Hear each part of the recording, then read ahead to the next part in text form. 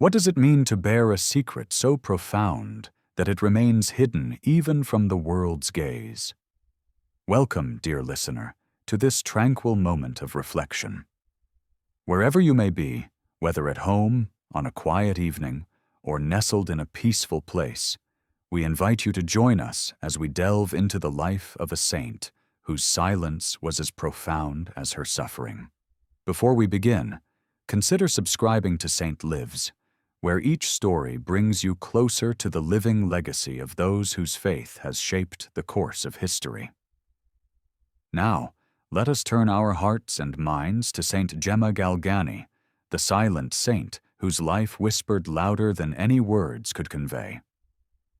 Saint Gemma Galgani was born on March 12, 1878, in the small Italian town of Camigliano, nestled in the serene hills of Tuscany. The world into which she entered was one of both beauty and struggle, where the simplicity of rural life intersected with the steady rhythm of faith. She was the fifth of 8 children born to Enrico and Marian Galgani, both devout Catholics whose lives were deeply rooted in prayer and service. From the very beginning, it seemed that Gemma was marked for something beyond ordinary human understanding. As a child, she was known for her gentleness, her quiet nature, and an inner world that appeared to be far deeper than that of most children. Her eyes, dark and contemplative, seemed to hold secrets that were not immediately apparent, and there was a certain stillness about her that attracted both wonder and mystery. Though the family's circumstances were not always easy, Gemma's mother, a woman of great faith, saw to it that her children were raised with a strong sense of piety, attending Mass regularly and learning the values of charity, humility, and devotion.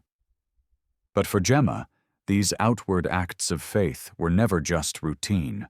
They were the very lifeblood of her existence, the foundation on which her spirit would grow. Even in her youth, Gemma seemed to experience a closeness to God that was unusual for a child of her age. Her prayers were not the simple petitions of a young girl, but the quiet utterances of a soul deeply in tune with the divine. She often spent hours in prayer, alone in her room, contemplating the mysteries of God's love. How many children, one might wonder, feel such a stirring in their hearts at such a young age? What could possibly draw a child to such depths of faith so early in life? Perhaps it was the example of her family, or perhaps it was something more, a divine calling that Gemma could not ignore, even if she didn't fully understand it herself. Her mother recalled that from the time Gemma was little, she would often express a longing for something beyond this world, a sense that she was made for something greater than earthly concerns. This longing, however, was not one that drew attention to itself. It was a quiet yearning, an interior disposition that would remain largely unnoticed by those around her. Gemma's early life was filled with simple joys, playing with her siblings, attending school, and enjoying the natural beauty of the Tuscan landscape. But even in these ordinary moments, her heart was already being prepared for a much greater mission. The Galgani family faced hardships, especially after the death of Gemma's father when she was only 18. This loss was a turning point for Gemma, one that would mark the beginning of a deeper, more intense spiritual journey. It was during this time that Gemma first began to experience physical ailments, though her sufferings were never in the forefront of her thoughts. Instead, she viewed them as a way to share in the passion of Christ, offering her pain up for the salvation of souls. Her body, fragile and often ill, seemed to reflect the hidden depth of her soul, one that was inextricably linked to the suffering of Christ. As Gemma's spiritual life deepened, so did her suffering. She was drawn into an extraordinary world of mystical experiences, where visions of Christ and the Virgin Mary became part of her daily life. Yet, these experiences were not for her own glory. They were an invitation into the heart of God's love, a call to a life of hidden sacrifice and quiet heroism.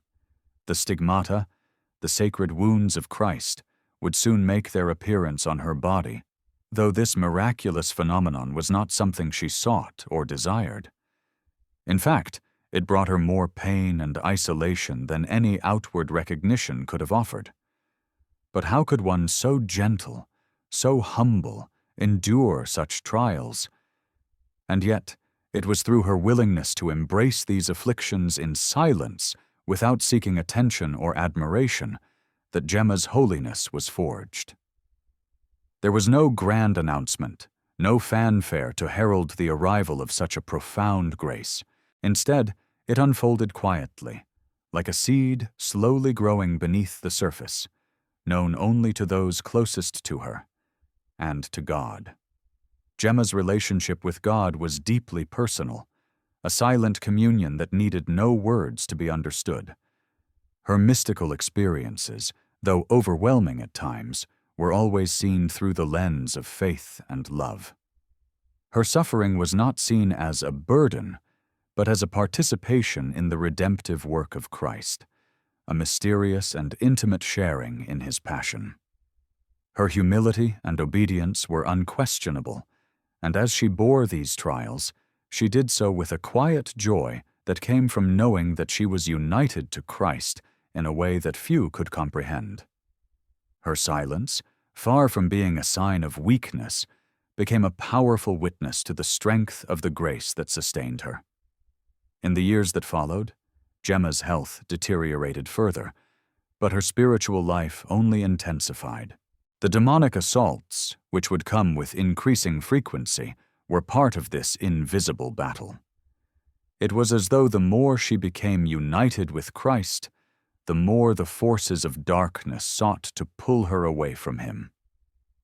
Yet, in all of this, Gemma remained steadfast. She never wavered in her love for God, nor in her commitment to the life of prayer and sacrifice that had been entrusted to her. She knew, even in the midst of her suffering, that this was her calling. This was the purpose for which she had been born. How, one might wonder, did a young woman so afflicted, so burdened with pain and isolation, remain so faithful? The answer, perhaps, lies in her profound trust in God's providence. She knew that nothing happened without his will, and she embraced whatever came her way as part of the larger plan of salvation. Her life, though short, was a testimony to the power of God's grace to transform suffering into holiness, to turn what seemed like an unbearable burden into a source of immense spiritual power. Gemma Galgani's story, though filled with suffering and isolation, is ultimately one of victory, a victory not of the body, but of the soul. Her life was a silent witness to the transformative power of grace, and her legacy continues to inspire those who seek to follow Christ with the same humility, love, and quiet endurance that she demonstrated. As we reflect on her life, we are reminded that holiness does not always shine in the way we might expect. It does not always come with outward triumphs or public recognition. Sometimes, holiness is hidden, quiet, and profound, like the silent stigmata that marked Gemma's body and soul. As Gemma's life continued to unfold in this quiet, mysterious way, she found herself increasingly drawn into a deeper spiritual realm, one that would define her entire existence and shape the legacy she left behind. After the death of her father, her family's circumstances became more difficult, yet she remained unwavering in her devotion to God. Her mother, who had always been a source of strength and faith, now relied on Gemma to help care for her younger siblings. Despite the demands of this new role, Gemma did not allow the struggles of her earthly life to diminish the intensity of her interior life. She continued to immerse herself in prayer, spending hours each day in quiet conversation with God. It was during this time that her health began to deteriorate even further, and her already fragile body became the site of immense suffering. Yet, for Gemma, suffering was not something to be feared. It was something to be embraced. It was through suffering, she believed, that she could draw closer to Christ, who had suffered so much for the salvation of mankind. Her mystical experiences became more frequent and intense as well, with visions of Christ and the Virgin Mary that would leave her in states of ecstasy. These experiences were not merely comforting. They were a profound invitation to enter into the depths of Christ's passion. In one vision, Christ appeared to her with his wounds, showing her the very marks that would one day appear on her own body. Though she did not understand why she was chosen to suffer in this way, Gemma accepted it with a peace and humility that could only come from a soul fully surrendered to God's will. Her stigmata, the wounds of Christ, began to appear on her body in 1899, when Gemma was just 21 years old. The wounds appeared each week, always on the same days, and they would cause her excruciating pain. Yet, despite the intensity of her suffering, Gemma never sought attention for it. She bore her wounds in complete silence, never speaking of them to anyone except her spiritual director, who was entrusted with the responsibility of guiding her through these extraordinary experiences. It was not just the physical pain of the stigmata that marked Gemma's life. She also experienced spiritual battles that were equally intense, if not more so. These demonic assaults were a direct result of her close union with Christ. As Gemma grew closer to Christ, the forces of darkness sought to pull her away. These assaults were often violent, and Gemma would experience physical manifestations of the demonic presence. Yet, through it all, Gemma remained steadfast. She would often retreat into prayer, seeking refuge in the love of Christ, who was her only comfort. There was no dramatic confrontation with these forces. Instead, there was a quiet, unshakable faith that carried Gemma through the darkest moments of her life. It was as though, in her silence, she was showing the world what true spiritual strength looked like. The more Gemma's mystical experiences and suffering deepened, the more isolated she became. While many were drawn to her for spiritual guidance, few could truly understand the depth of her pain and her unique relationship with God. Gemma did not seek recognition for her holiness. In fact, she did everything in her power to remain hidden. She avoided the attention of the outside world and sought to live in complete obscurity, not desiring anything but to fulfill God's will in her life. Her life was one of hiddenness, hidden suffering, hidden grace, and hidden holiness. It was a life that was lived not for the world, but for God alone. Her spiritual director, Father Germano, was one of the few who truly understood the depth of Gemma's experiences. He was the one who encouraged her to keep a record of her visions and mystical experiences, which Gemma did in complete obedience, though she never sought to make them known to anyone else. It was only later, after Gemma's death, that the full extent of her suffering and spiritual life became known to the wider world. Her diary, which was kept in secret during her life, revealed the intense mystical experiences she had, the frequent visions of Christ and the Virgin Mary, and the profound spiritual battles she fought. Through her writings, we are given a glimpse into the soul of a saint who lived not for herself, but for the salvation of others. Yet even in the midst of these extraordinary experiences, Gemma remained humble. She never considered herself to be anything special or extraordinary. She was simply a young woman who had been chosen by God to bear a great burden, and she accepted that burden with complete surrender. Her humility was such that she would often apologize for her inability to be more outwardly pious or to perform extraordinary acts of charity. In one of her letters, she wrote, "I wish I could be more for God, but I am so weak and insignificant." And yet it was this very weakness that made her such a powerful instrument of God's grace. In her humility, Gemma was able to bear the suffering and grace that others could not.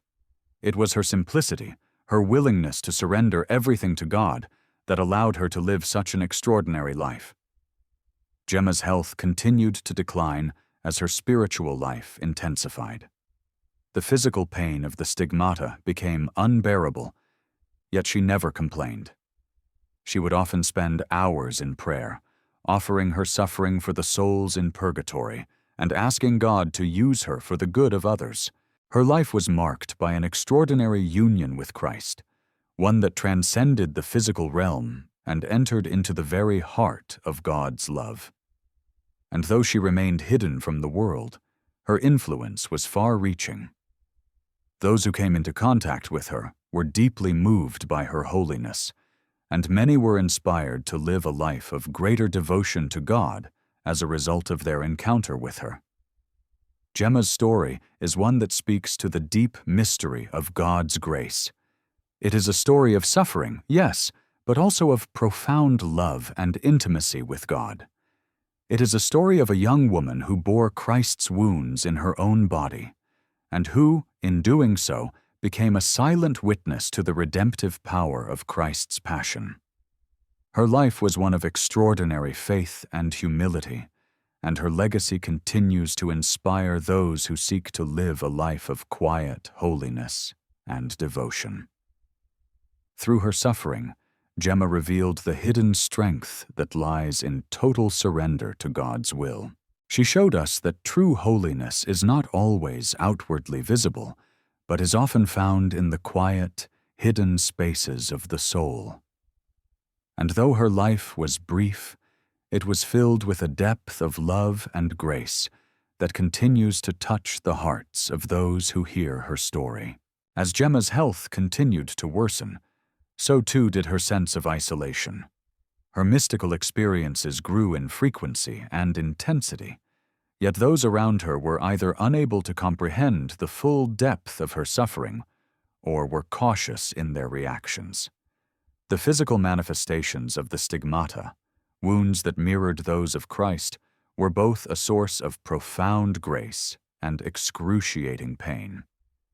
Each week, without fail, the wounds would appear on her hands, feet, and side, bringing with them not only immense physical suffering, but also spiritual warfare. Demonic forces, aware of the extraordinary nature of Gemma's union with Christ, sought to drag her away from the peace she found in her silent communion with God. Yet she stood resolute in the face of these trials. She did not fight them with visible strength, nor did she seek out any grand gestures of victory. Instead, Gemma simply endured, surrendering herself to the will of God with a grace that defied human understanding.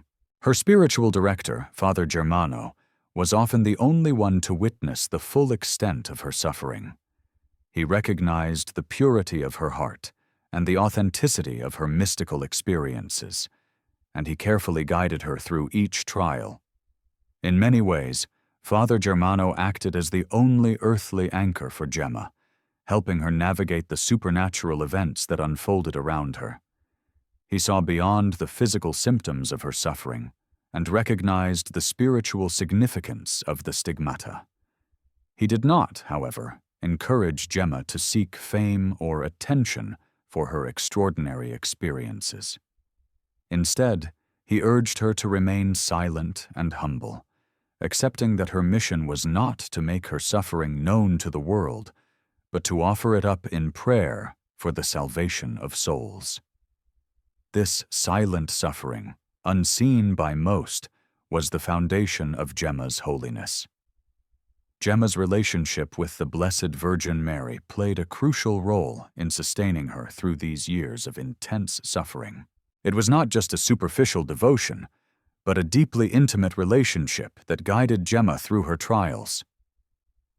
The Virgin Mary, whom Gemma had long revered, became a constant presence in her life.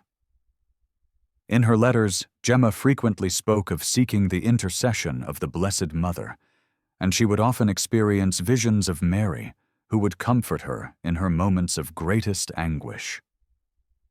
It was Mary who seemed to offer Gemma the strength she needed to endure the overwhelming weight of the stigmata, as well as the demonic assaults that sought to undermine her faith. In these moments, Gemma's profound devotion to the Virgin Mary was not simply an act of piety. It was an expression of love and trust in the Mother of God, who had endured so much herself. Mary's maternal presence, more than any earthly comfort, became Gemma's refuge, offering her a glimpse of the peace that could only be found in the arms of the divine. In addition to the stigmata and the demonic assaults, Gemma experienced other mystical phenomena that further separated her from the everyday world. These were not experiences that could be easily understood or explained by those around her. For example, Gemma began to experience a profound sense of spiritual desolation at times, a feeling of being abandoned by God, even though she knew in her heart that He was always with her. This spiritual dryness was not a punishment, but a test of her faith, one that Gemma accepted with quiet resolve. These periods of desolation, though difficult, served to strengthen her resolve and deepen her trust in God's providence. She learned through these trials that the silence of God was not an absence of love, but an invitation to grow closer to Him through faith alone. This deepening of her trust in God was a central theme in Gemma's life. No matter what challenges she faced, whether physical, emotional, or spiritual, she never lost sight of the love that God had for her.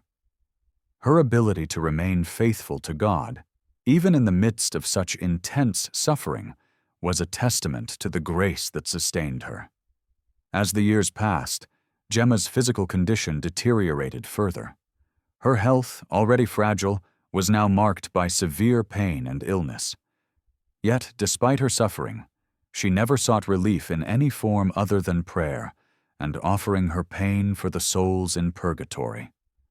She continued to bear her wounds with silent dignity, never complaining, and always turning to God for strength.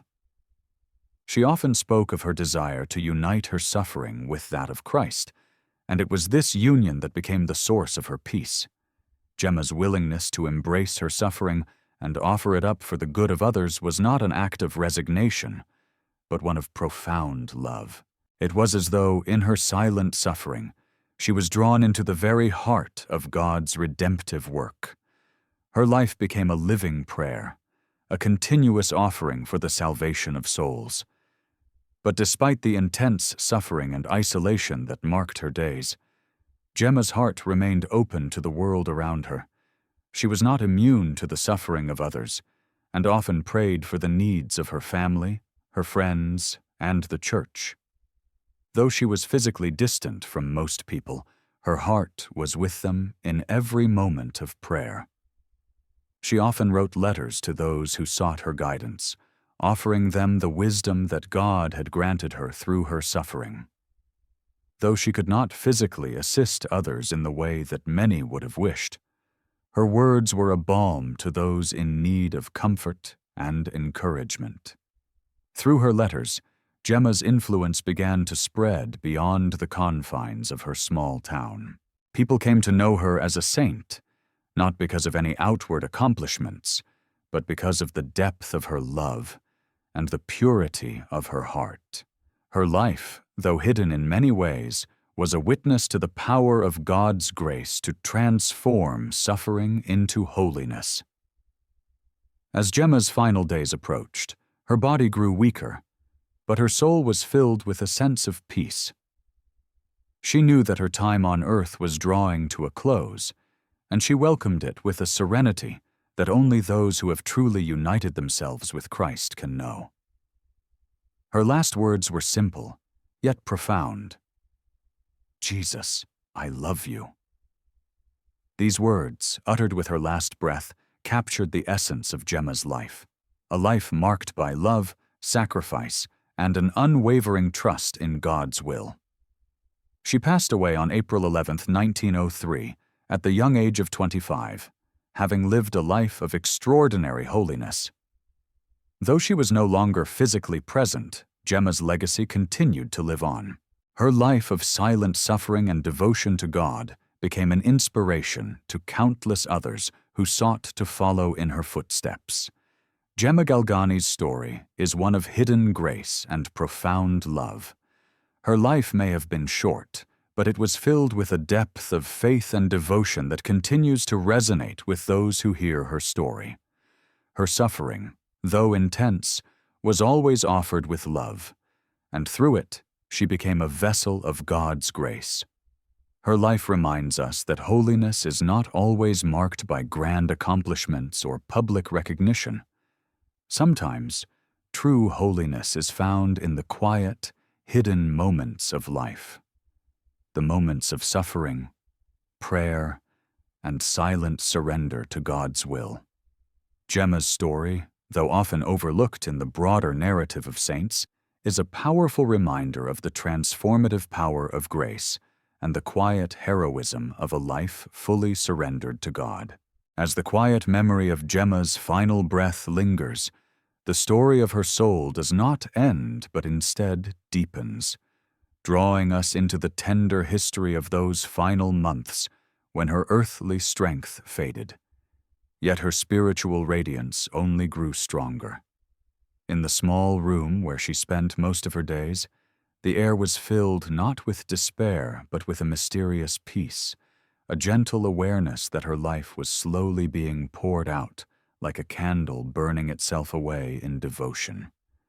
Though her body weakened, her heart remained profoundly awake to the movements of God, beating steadily in love even when pain consumed her limbs and her fragile lungs fought for each breath. During this period, Gemma felt an intensifying awareness of the mystery that had guided her entire life, a sense that suffering, when united to Christ, was not an end, but an offering. Her bed became an altar, her silence a prayer, her breath a hymn. Those who cared for her would later recall that even in her greatest agony, she carried a serenity that was almost otherworldly, as though she lived on the edge of two worlds and was slowly being drawn into the brighter one.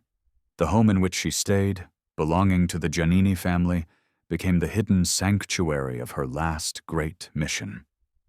They welcomed her with charity and tenderness, offering her a place where she could rest as her illness worsened. But even in their warm household, Gemma asked for nothing more than a quiet corner in which to pray and to suffer unseen. She often refused comforts, choosing instead to unite herself more deeply to the wounds of Christ. It was during these final months that the spiritual battle around her seemed to intensify. The demonic assaults that had tormented her throughout her young life grew fiercer, as if sensing that the soul they had failed to claim would soon be lost to them forever. Gemma endured these terrible moments not with fear, but with the same trust that had guided every step she had taken. There were nights when her frail body trembled violently, when she was thrown from her bed by forces unseen, or when she felt cold hands gripping her shoulders in an attempt to drag her into despair. And yet, she would simply whisper the holy name of Jesus or call upon the Virgin Mary, and peace would eventually return to her. How could such a small, weak young woman withstand such horrors? It is a question that seems to invite silence rather than answers, for perhaps only grace can explain such strength.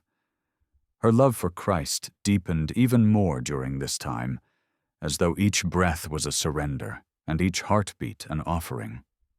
The Eucharist, which had always been the center of her spiritual life, became her lifeline. There were days when she was too weak to walk, yet she longed for Holy Communion with such fervor that those around her felt compelled to bring it to her bedside. When the priest arrived, Gemma's entire face would brighten with quiet joy, and she would lift her trembling hands with reverence. Receiving the Eucharist was, for her, a moment of profound union, a meeting of hearts that transcended all earthly suffering.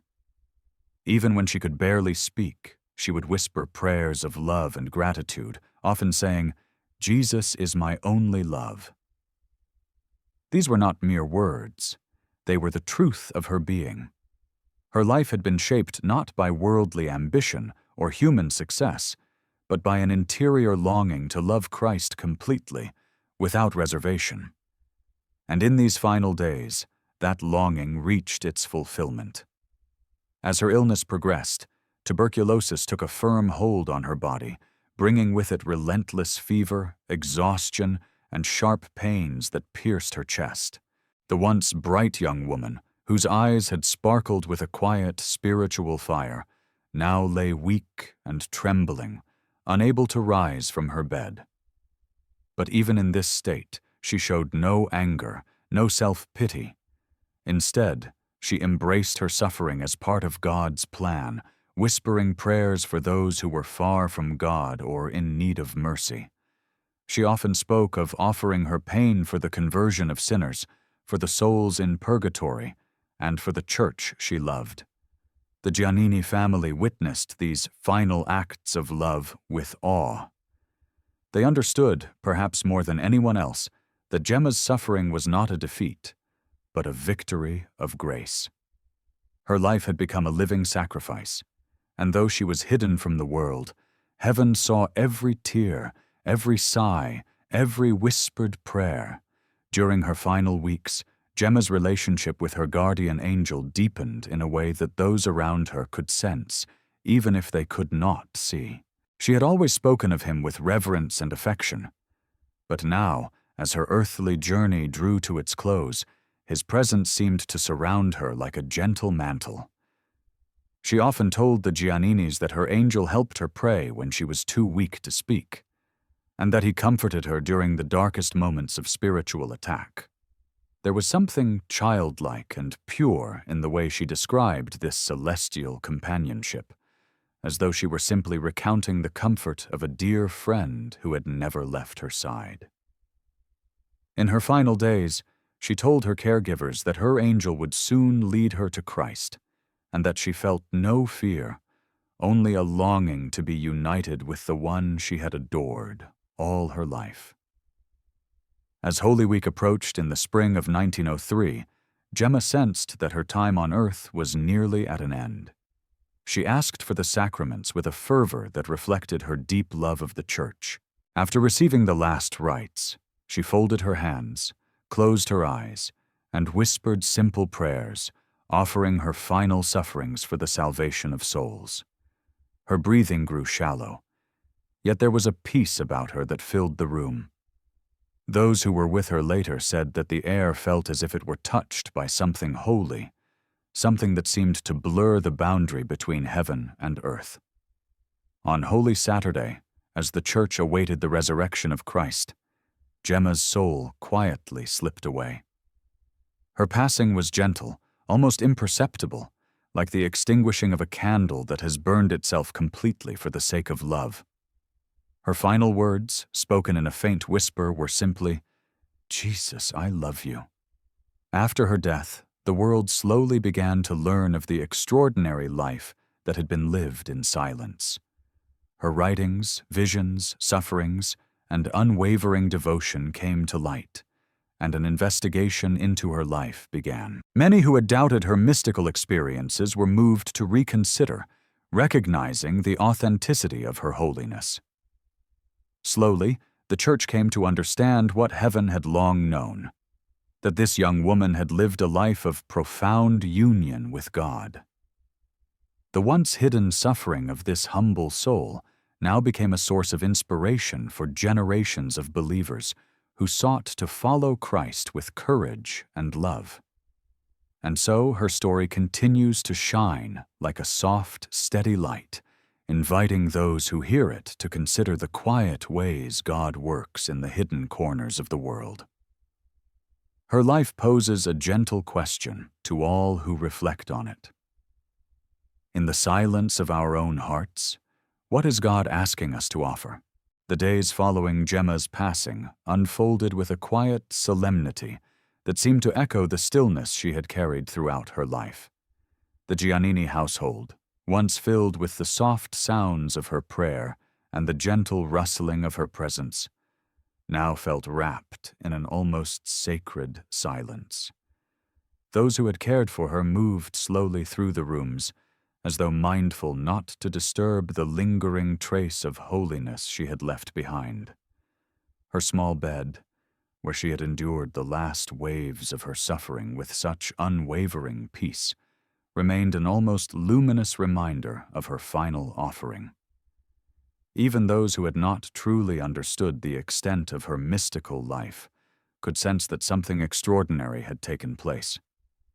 It was not grief alone that permeated the home, but an awareness, soft, reverent, that heaven had drawn near in those final hours, and that the young woman who had slipped away so quietly had gone to a place where her suffering would be transformed into glory. Her passing, like her life, was hidden from the world, yet those who witnessed it felt that heaven itself had stooped to receive her. Word of her death traveled softly through the community, carried more by whispers than by proclamations. Many who had known her casually remembered her as the shy, pale girl who often moved with her eyes lowered, who spoke gently, and gave the impression of someone who lived in deeper waters than others ever approached. Yet, as the news spread, small details began to emerge, fragments of stories shared by those who had crossed her path. Some recalled her quiet acts of charity, done without recognition. Others remembered the times they had seen her caught in silent prayer, her face illuminated by a serenity that seemed not entirely of this world. Slowly, the pieces of her hidden life began to form a mosaic that hinted at something extraordinary. Even the skeptical could not easily dismiss the quiet reverence that seemed to surround her memory. There was a sense that she had been chosen for something special, though none had fully understood it while she lived. Her spiritual director, Father Germano, was deeply moved when he learned of her passing.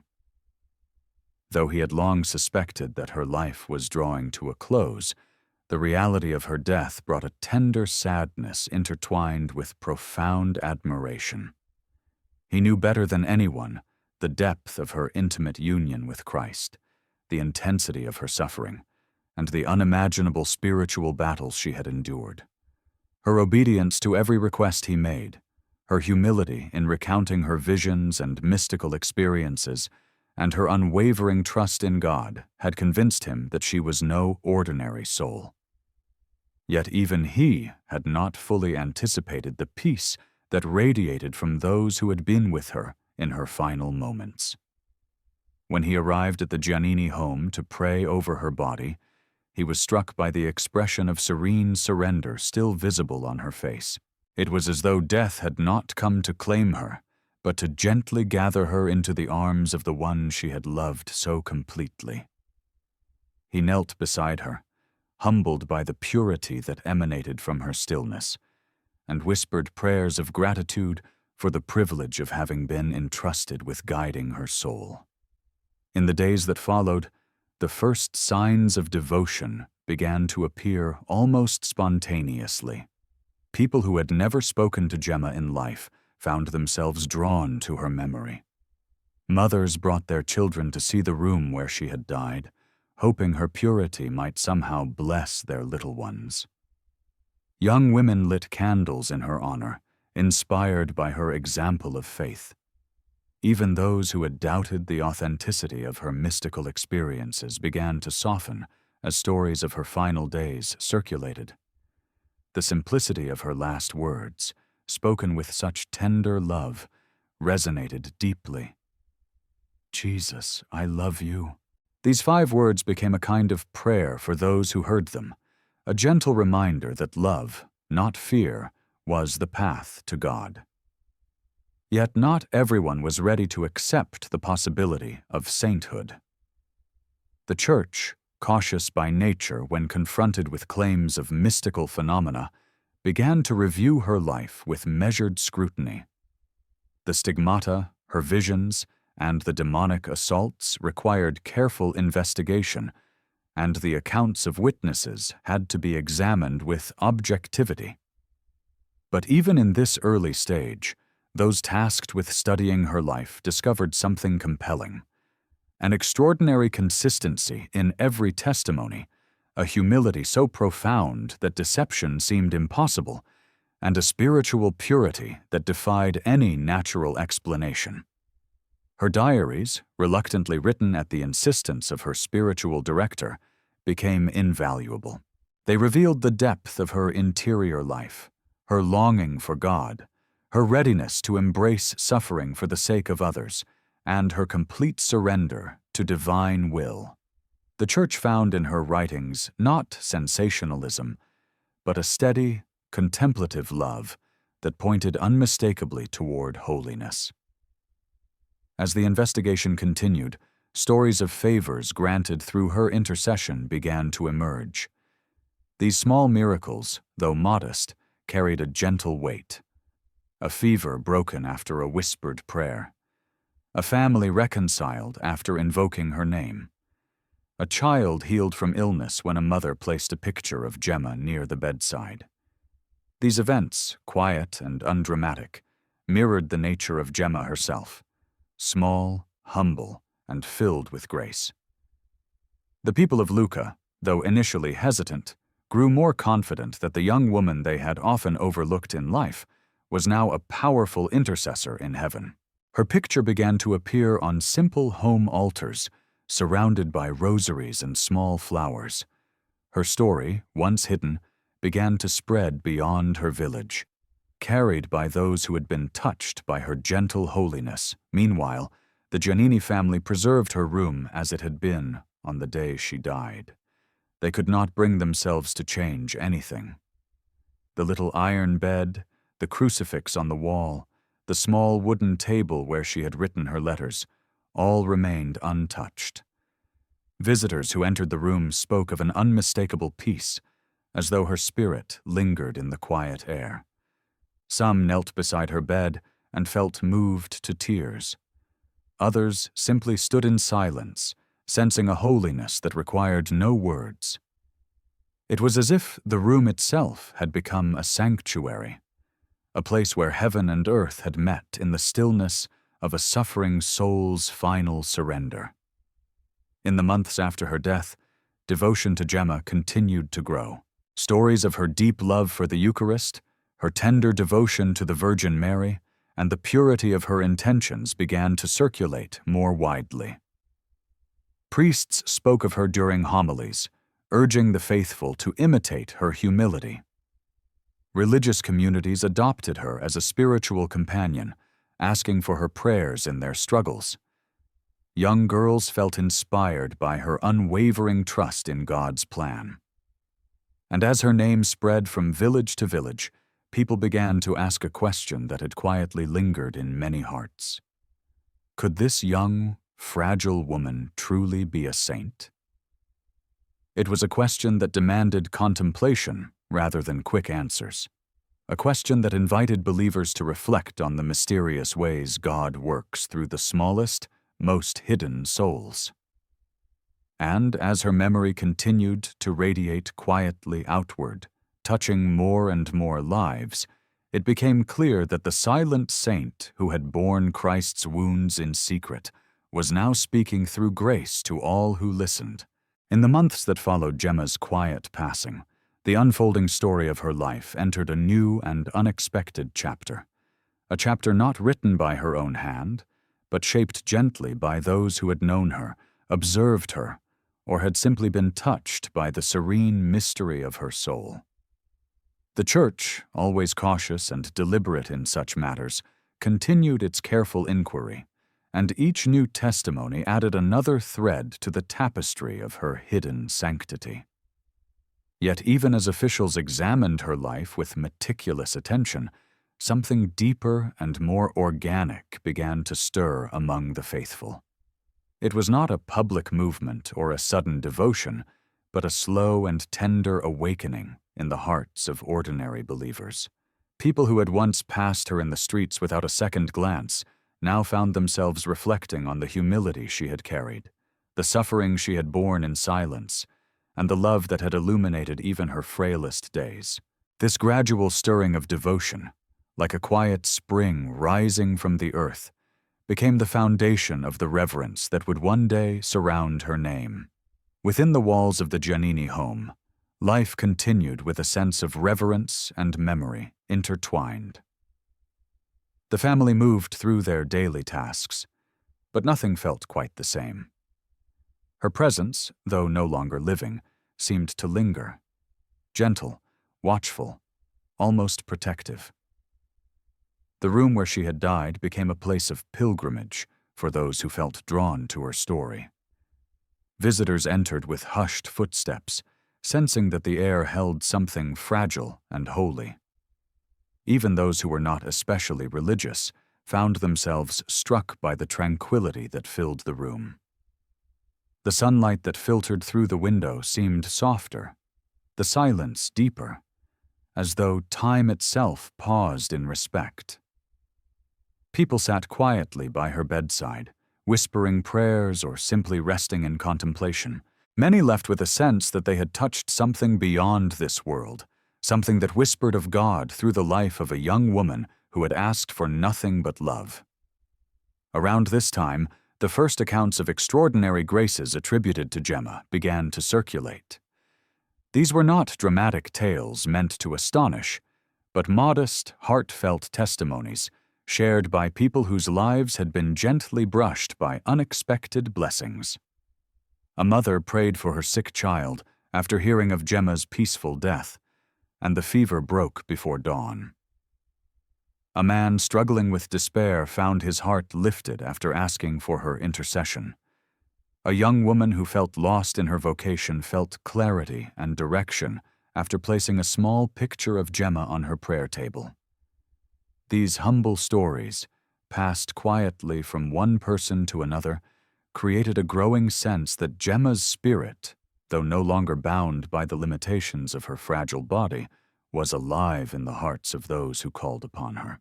And although the Church required far more than whispered tales to consider the possibility of canonization, the faithful sensed something that could not be measured in documents or formal inquiries: the presence of a soul whose love had not diminished with death. Meanwhile, Father Germano continued his careful work of gathering Gemma's writings and personal testimonies from those who had known her. He read her diary with renewed attention, often moved to tears by the depth of her interior life. Her simple words, written with such humility and sincerity, revealed a spiritual journey marked not by grand visions, but by a profound, steady surrender to God's will. Her descriptions of her mystical experiences were never dramatic or sensational. They were measured, reverent, and deeply personal. She wrote only because she had been asked to, and her obedience lent a quiet authority to her words. As he read through her accounts of the Stigmata, the demonic assaults, and the visions of Christ and the Virgin Mary, he found nothing that suggested confusion or self-deception. Instead, he found a remarkable clarity of mind, a consistency that spoke to the authenticity of her experiences, and above all, a radiant humility that reflected the very essence of sanctity. This humility became a central theme in the testimonies gathered from those who had known her. Friends and acquaintances recalled her gentleness, her modesty, and her reluctance to speak of herself. The Giannini family recounted how she often hid her suffering, choosing to endure her pain in silence rather than burden others with her struggles. Nurses and neighbors remembered her soft voice and her serene smile, even in moments of great discomfort.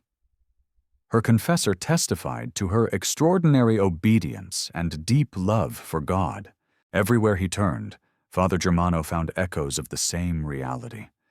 Gemma had lived a life completely given to God, a life marked by quiet sacrifice and unwavering love. The more these testimonies were collected, the more the image of Gemma as a truly holy soul began to take shape in the minds of the faithful. But even as admiration for her grew, a quiet question lingered in the hearts of many. How does one measure holiness? Is it found in extraordinary visions, in mystical wounds, or in miraculous healings? Or is it found in the silent surrender of one's life, in the willingness to endure suffering for the sake of love? It was this question, whispered in the hearts of those who reflected on Gemma's life, that began to shape the understanding of her sanctity. Her stigmata and mystical experiences were extraordinary, yes, but they were merely the visible signs of an interior holiness that had taken root long before any miraculous phenomenon appeared. Her spiritual legacy grew steadily, intertwining with the lives of people she had never met.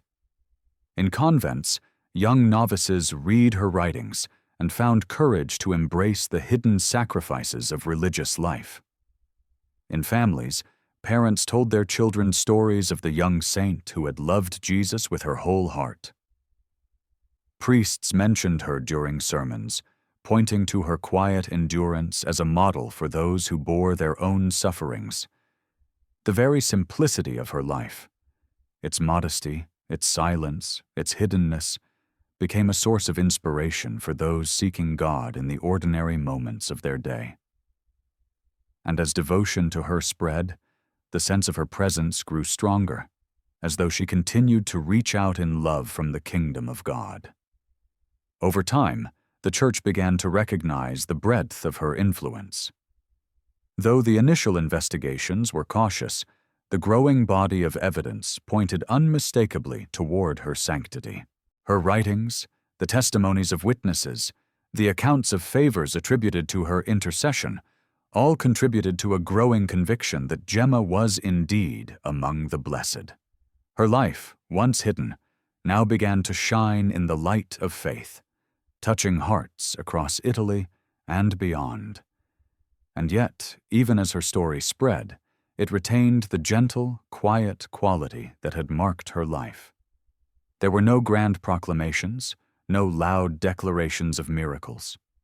Instead, there was a steady unfolding of grace that mirrored the soft rhythm of her days.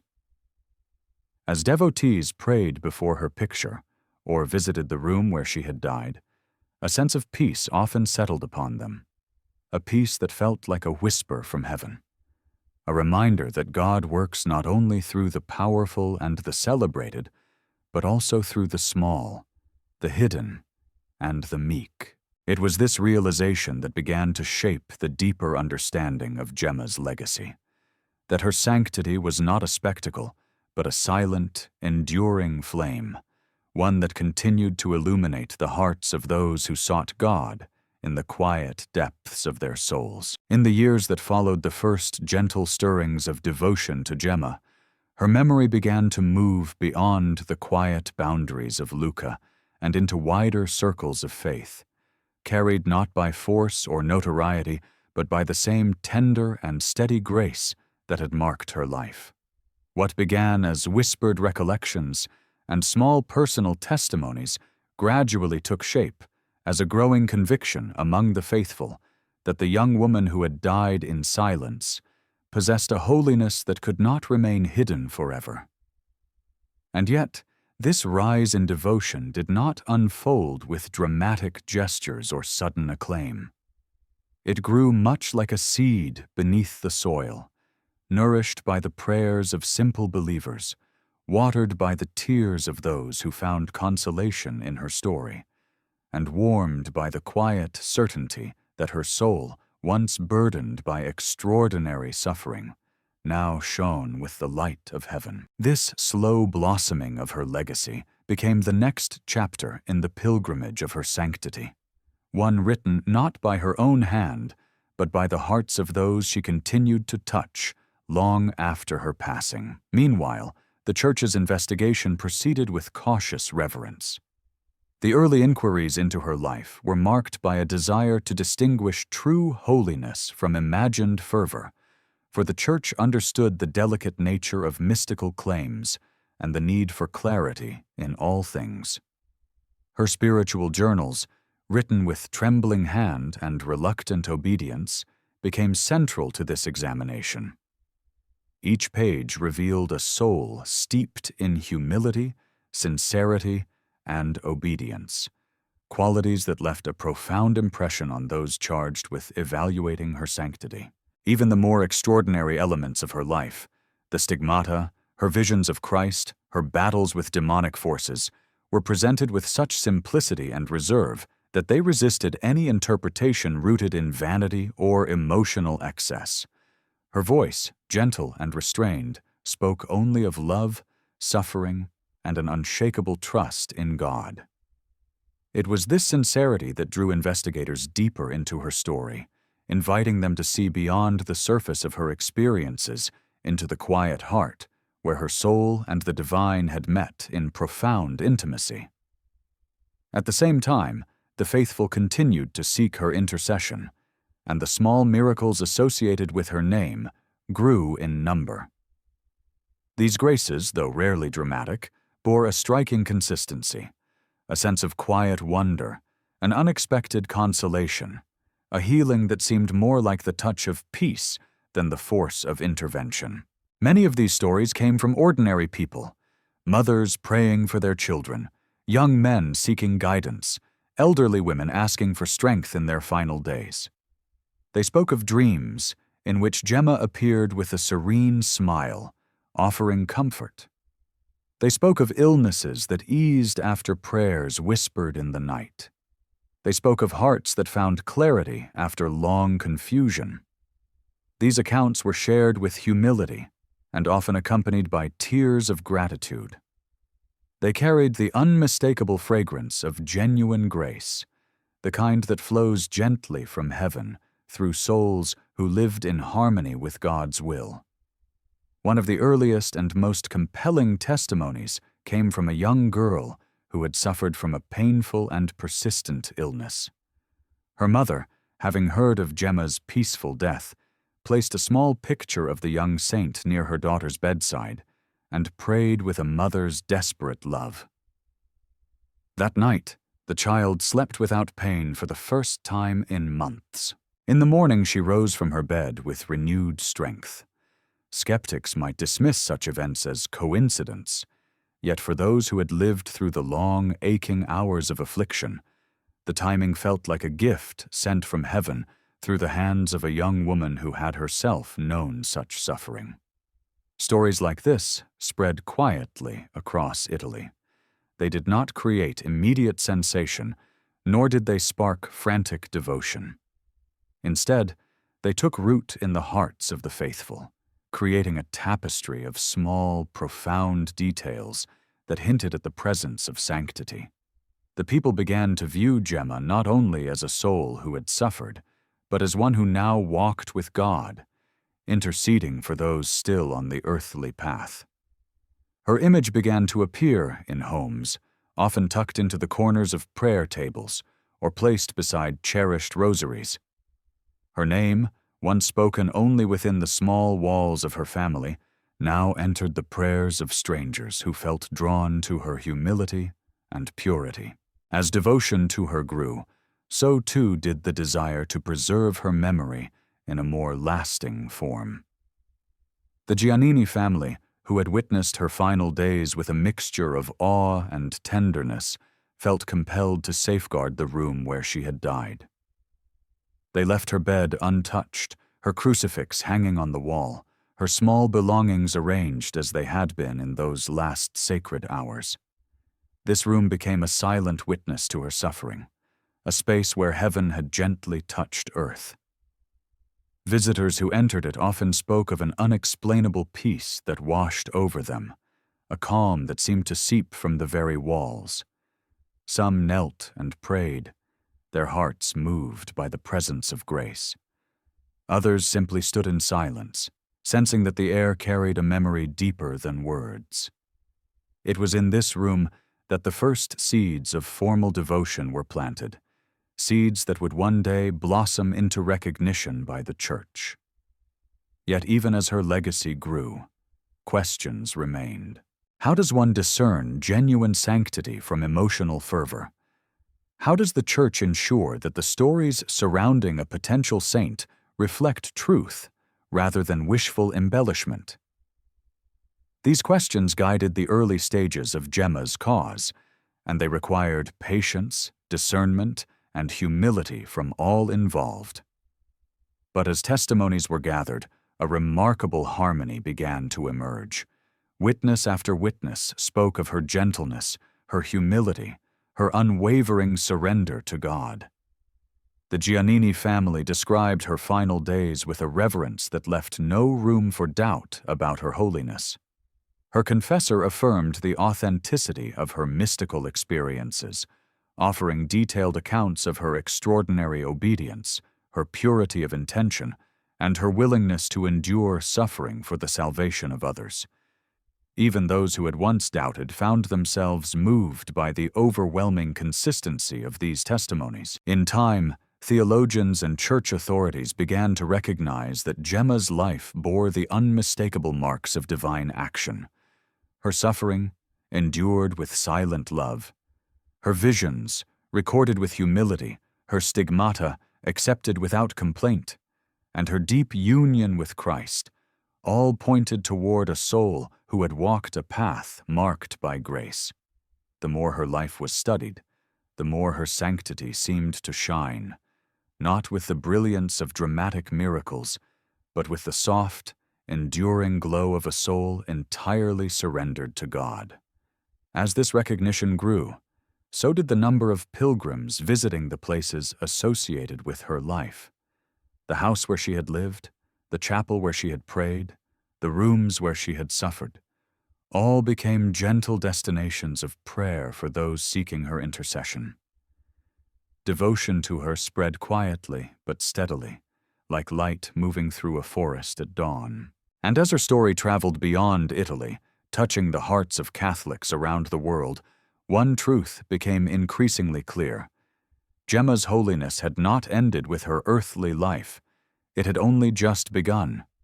In this way, the young woman who had lived and died in silence continued to speak through love, inviting souls to seek God in the quiet depths of their own hearts.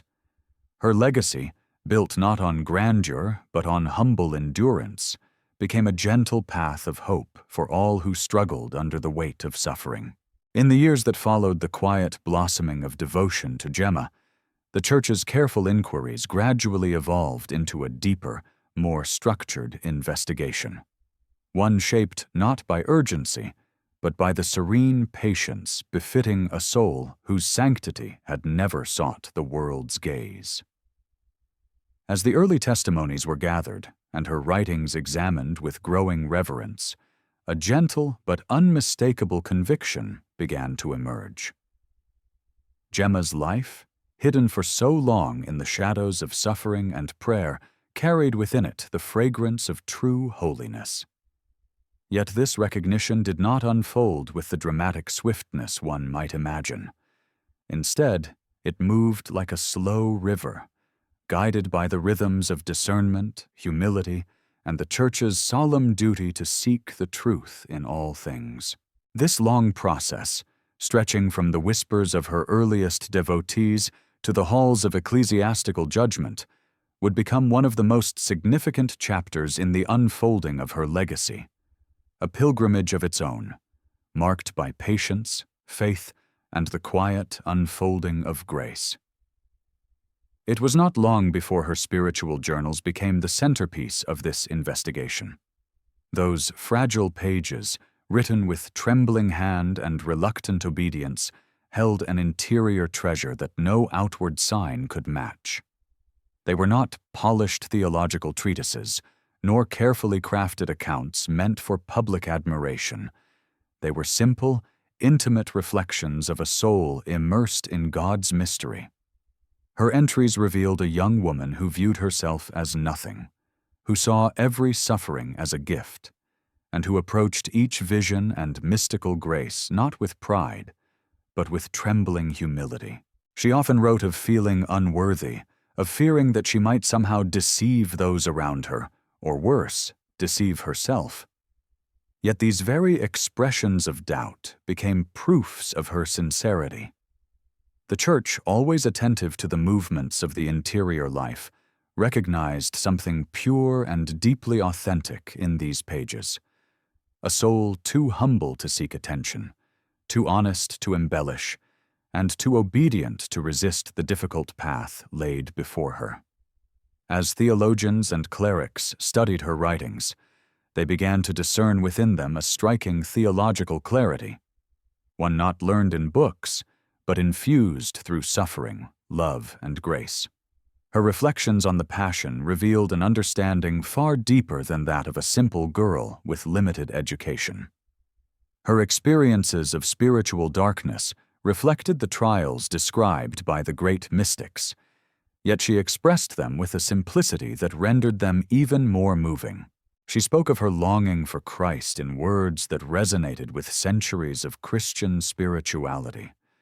Yet she expressed that longing in the voice of a young woman who had never intended for her thoughts to be read by anyone beyond her confessor. Every sentence, every description of joy or sorrow pointed to the same truth. Gemma had lived a life of profound, transformative union with God. While the Church examined her writings, the faithful continued to carry the light of her memory into their daily lives.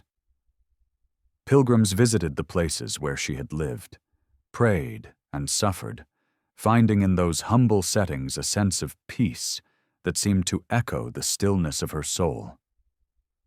Many described feeling as though they were stepping into a sacred space, where the boundary between the earthly and the divine felt uniquely thin. Her small room, preserved lovingly by the Giannini family, became a place of quiet pilgrimage for those seeking comfort or intercession. The crucifix that had hung on her wall, the simple bed where she had endured her final agonies, the small objects she had used in life, all became silent witnesses to her hidden sanctity.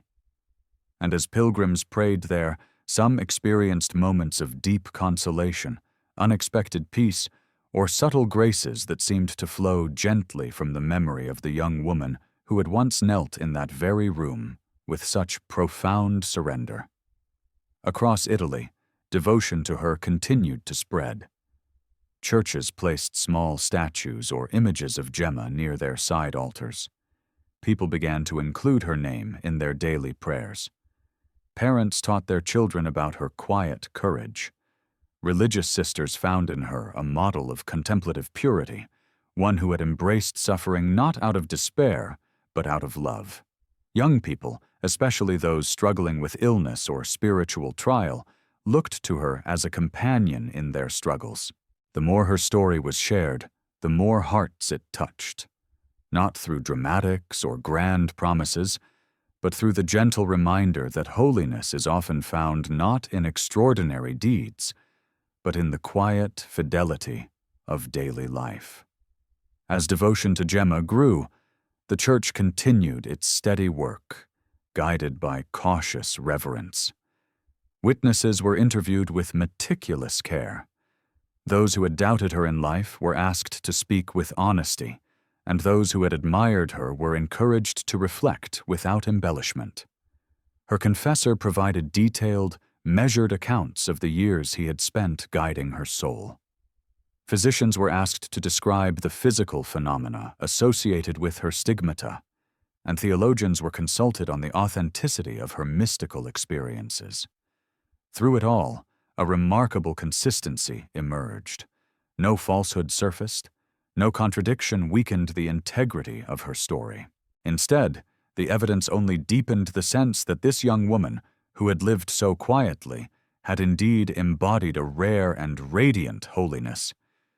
This growing recognition sparked a new question among the faithful and the Church alike. What would Gemma's legacy become? Would she remain a local figure of devotion, known only in the villages that had witnessed her life? Or was God preparing to reveal her sanctity to the broader world? The answer to this question unfolded slowly, as if guided by the same gentle pace that had marked her earthly journey. The process toward beatification began, but it would be many years before her sanctity received formal recognition. Yet even this long delay carried its own grace, for it allowed her devotion to grow organically, rooted not in urgency, but in the lived experiences of those who loved her. During these years of waiting, Gemma's name began to appear in spiritual writings, devotional books, and letters exchanged between religious communities. Her story touched those suffering from illness, inspiring in them a renewed sense of purpose.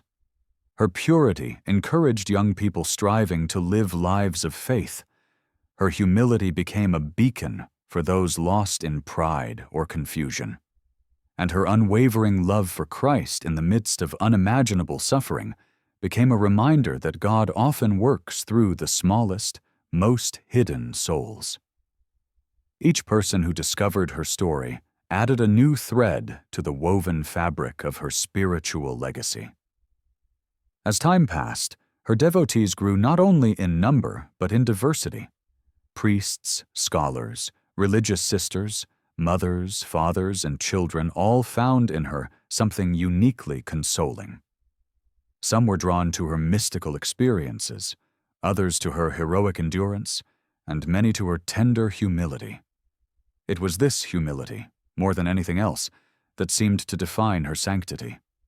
For even in death, she made no claim to attention. Her presence in the world remained quiet, almost imperceptible, yet consistently transformative. And so, as the Church slowly inched toward formal recognition of her holiness, a deeper truth was revealed. Gemma's sanctity had never depended on public acclaim. Her life had been a hidden flame, burning steadily in the quiet corners of God's heart. The world was only just beginning to catch sight of its glow. In the slow unfolding of time, as devotion to Gemma deepened and the Church's patient examination moved quietly forward, a new chapter in her spiritual influence began to emerge, one shaped not only by memories of her earthly life, but by the countless souls who now sought her intercession. This chapter did not rise with the loud enthusiasm of popular devotion, nor did it rely on spectacle or grand claims. Instead, it unfolded with the same gentle rhythm that had marked Gemma's own days on earth. A quiet love, a steady offering, a tender reaching of hearts toward the mystery of God. And in this steady growth, the faithful, lay people, priests, religious, the sick, the sorrowful, and the hopeful, began to sense more clearly that the silent saint, who had borne Christ's wounds in secrecy, was now offering a new kind of presence to the world. As testimonials continued to gather, the Church found itself carefully tracing the threads of holiness that wove through Gemma's life. Witnesses spoke of her purity with striking consistency.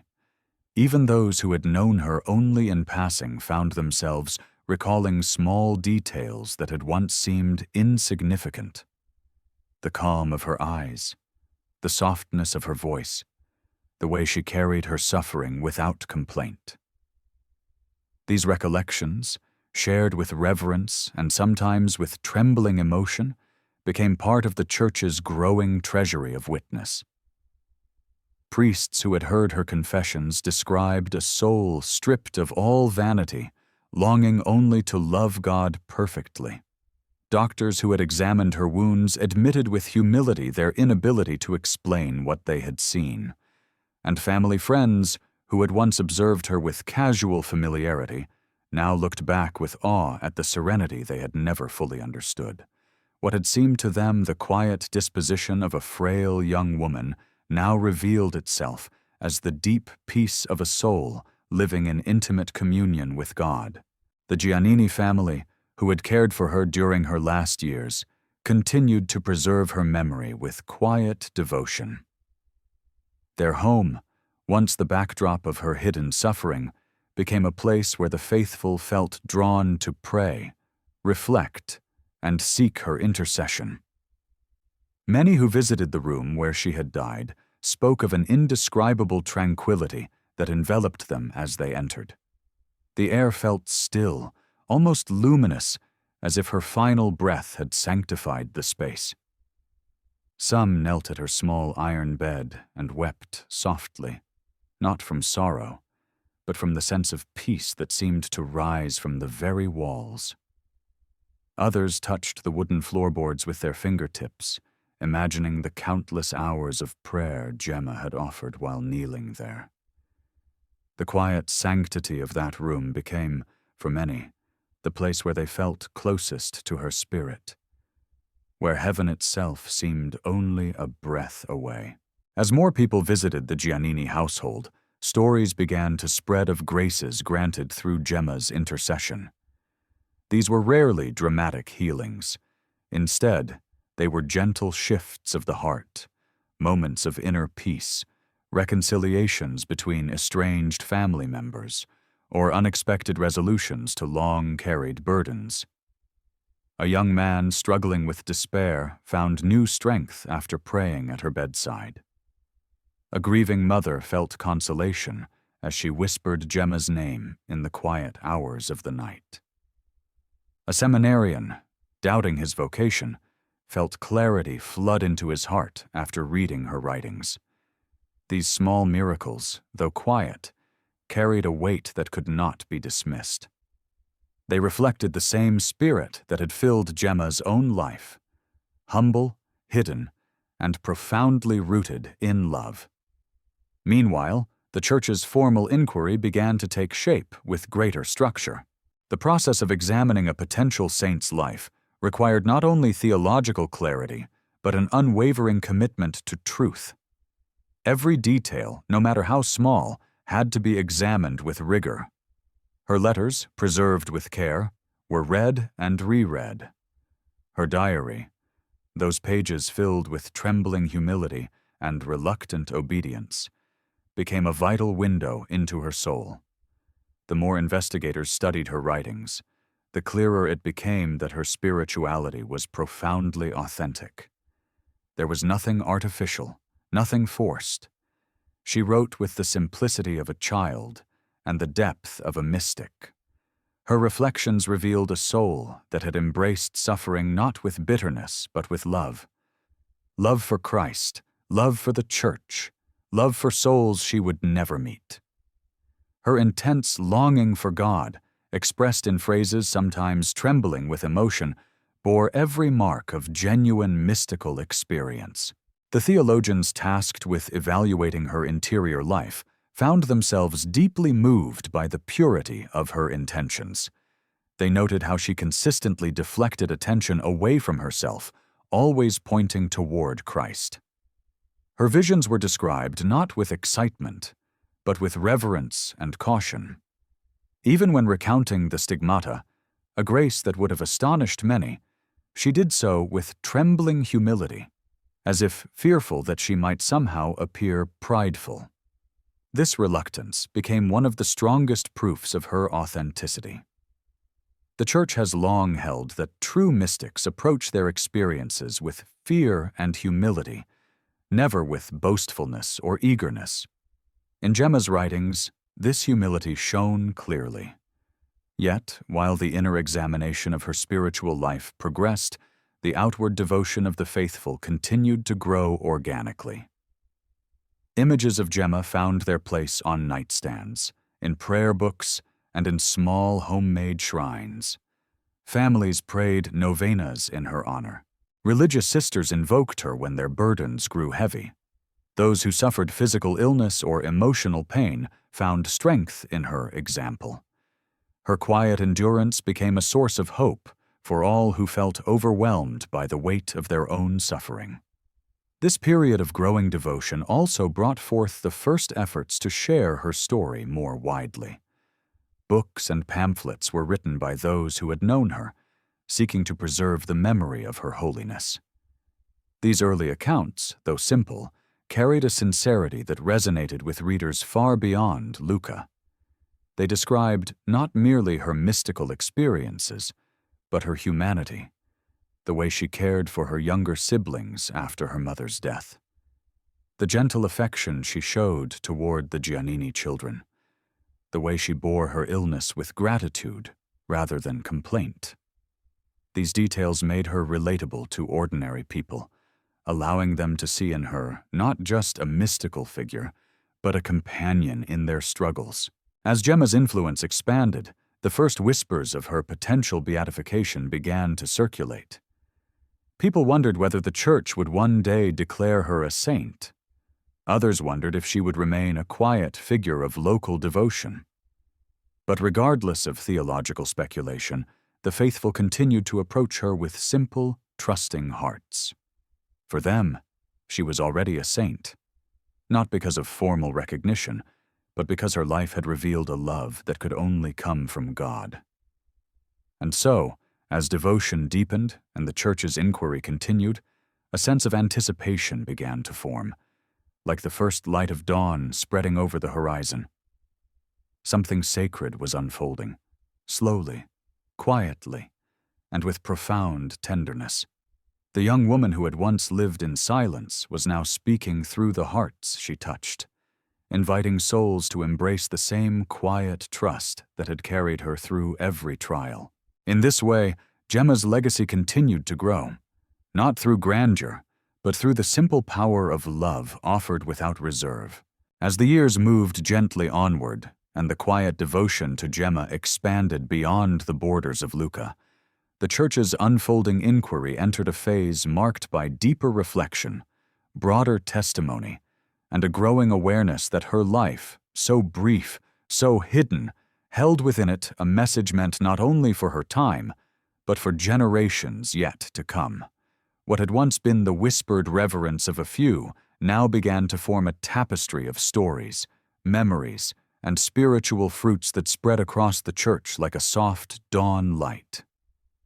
Bishops, priests, theologians, and ordinary believers alike found themselves contemplating her example with increasing seriousness, sensing that the mystery surrounding her life was not merely a private consolation for a handful of faithful souls, but a treasure that the Church herself was being called to unfold with careful, prayerful attention. And in this growing sense of purpose, the long journey toward formally recognizing her sanctity quietly gathered momentum. By this time, her reputation for holiness had taken root in the hearts of countless believers, not through sensational claims or public demonstrations, but through the consistent, gentle witness of those who had encountered her story. Letters began to reach Lucca from distant regions, letters from people who had read about her in modest pamphlets, who had prayed for her intercession, or who had simply felt moved by the account of a young woman who bore suffering with such serenity. Some of these letters carried testimonies of healing, others spoke of conversions, and many offered simple gratitude for the peace that had entered their lives after invoking her name. The pattern was always the same. No dramatic displays, no exaggerated declarations, only the steady, humble movement of grace, working quietly in the hearts of the faithful. As the Church gathered these accounts, the investigators found themselves deeply struck by the sincerity of those who wrote. Many described feeling a closeness to Gemma in their own struggles, as though she had become a gentle companion on their journey of faith. A woman grieving the loss of her husband wrote that she had found strength in Gemma's example of embracing suffering with love. A young man battling illness shared how Gemma's own frailty had given him courage to trust God with his pain. A religious sister, exhausted by the demands of her vocation, wrote that Gemma's silent fidelity had reignited her own desire to love Christ with unwavering devotion. These testimonies, though deeply personal, reflected a universal truth. Gemma's life had become a quiet wellspring of hope for those carrying heavy burdens, inviting them to find meaning in their trials rather than despair. At the same time, the theological examination of her mysticism continued with meticulous care. Her visions, her stigmata, and the spiritual battles she endured demanded thoughtful discernment. The Church, aware of the complexity and sensitivity of such experiences, approached each aspect of her mystical life with measured humility.